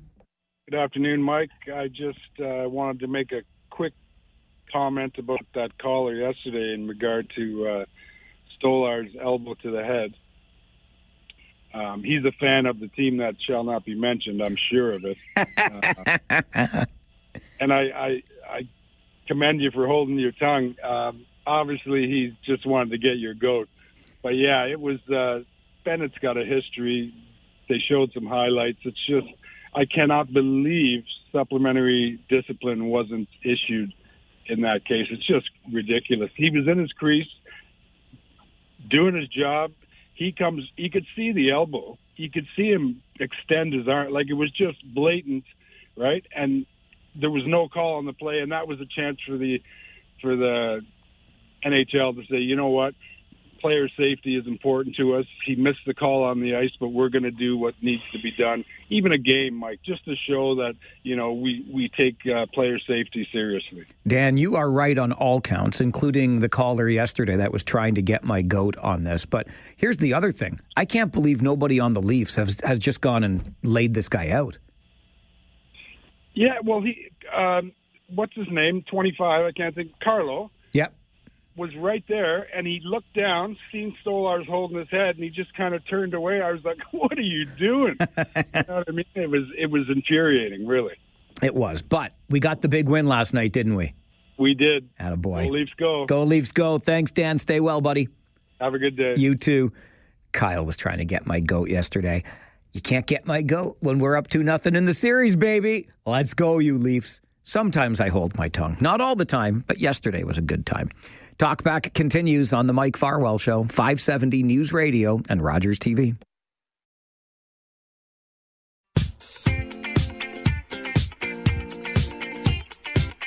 Busy day on the lines. Let's get right back to those phones. Bob, good afternoon. You're on Talkback. Hey, sorry, Mike. How are you, sir? I'm fine, Bob. How are you? Okay. Good. The other day, you were talking about that people keep drinking and driving. I was wondering, did we ever think about taking the person involved in drinking and driving if it was an accident to a person's house that was hit? Not the person he hit, but somebody else, so he could see the result on the family.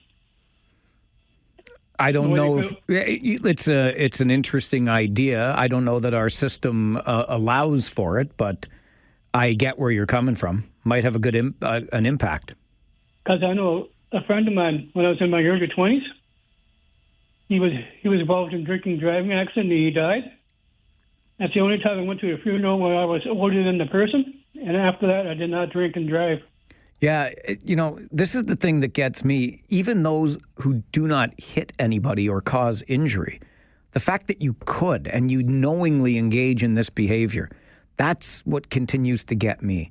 So it wouldn't even work in every case, right? You get an impaired driving charge, it's an impaired driving charge if you didn't cause any injury. But not a bad idea from where Bob's coming from, for sure. Kyle, good afternoon.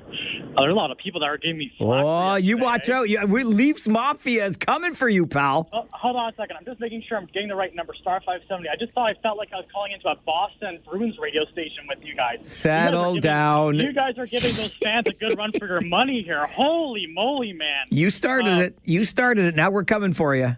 Hey, I will take that to the grave, my friend. I know I started it, but I'm telling you, Toronto fans and Boston Bruins fans, I don't know what's worse. You guys or the other ones, but it's always either the ref's fault or the other player's fault.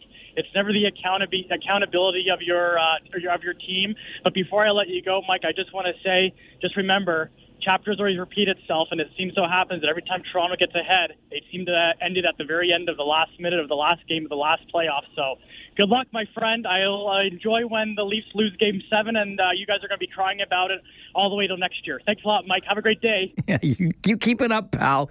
You keep it up. Nobody's blaming the refs or anything like that. We're blaming the dirtiest player in hockey, Sam Dirty Bird Bennett. That's who we're blaming.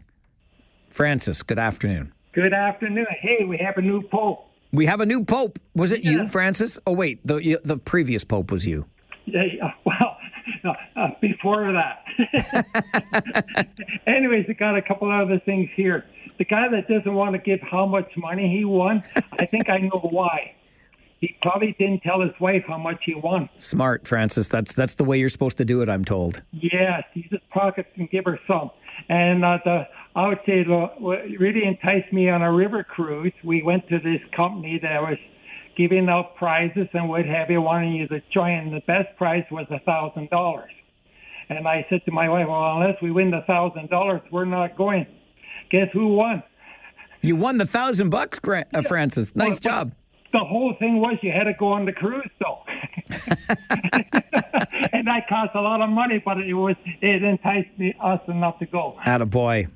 Thank you. Thanks for the call. It was one of the stranger calls. We've had a lot of strange calls from Grant over the years on this show. But today he called into a segment where we were asking the question, tell us what you won in the lottery or on a slot machine or whatever. Tell us the amount of money, what did you win and what did you do with the money? And Grant told us this whole story about his system for playing the slot machines. But then when I asked him, well, what did you win? Well, I'm not telling you. Well, then why'd you call? If you didn't want to tell, then don't call when I'm asking the question, how much? Come on with your coming on. Ernie, good afternoon. Hey, Mike. I think if we have Liberal Bob, then we need to have Paul calling in on the other side every once in a while. I agree with that. Yeah, that's balance, right? Yin and yang.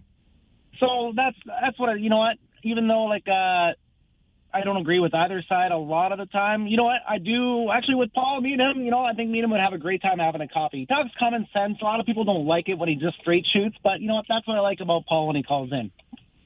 But the most important person, Mary, don't stop calling in. I don't even like Mike. I listen to you. This is why I listen to the show, because I get to hear Mary call in and make me smile or laugh throughout my day. So, Mary, if you're listening, you're my biggest fan on this show.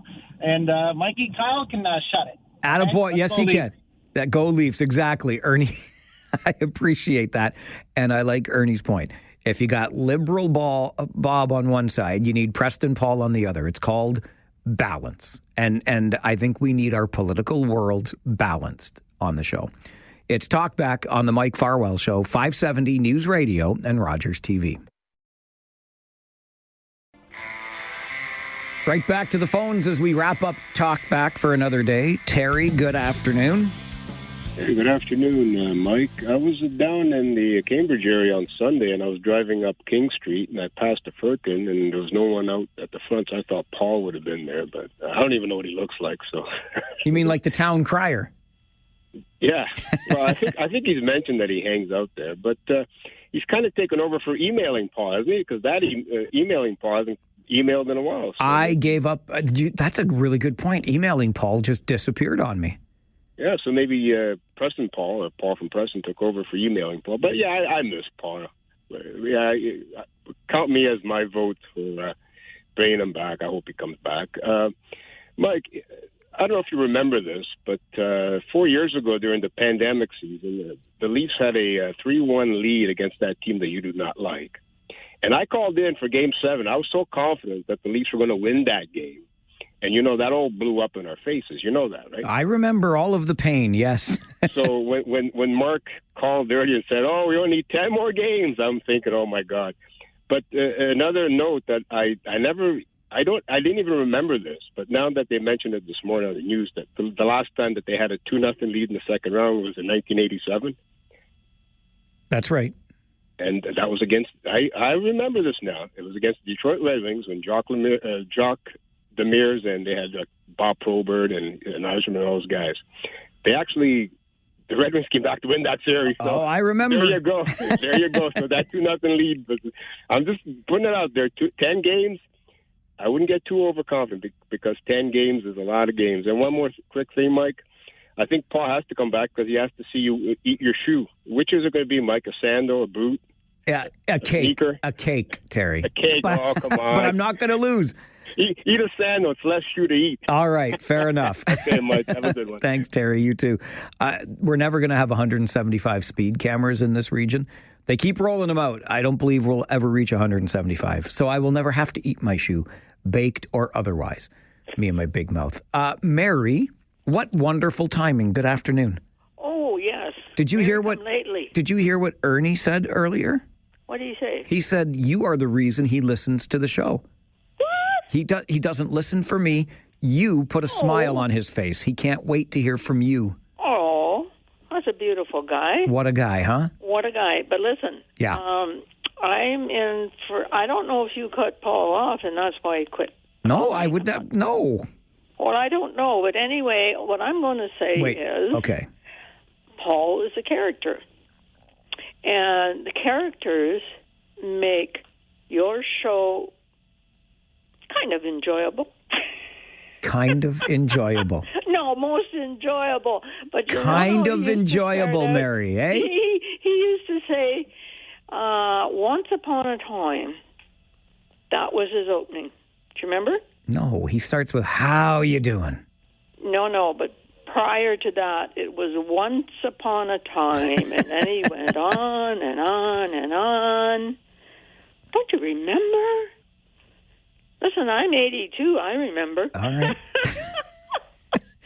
Hey, have a great day. But, Paul, come back. We need characters. We need characters, says Mary. And Ernie says Mary is the character that he likes best.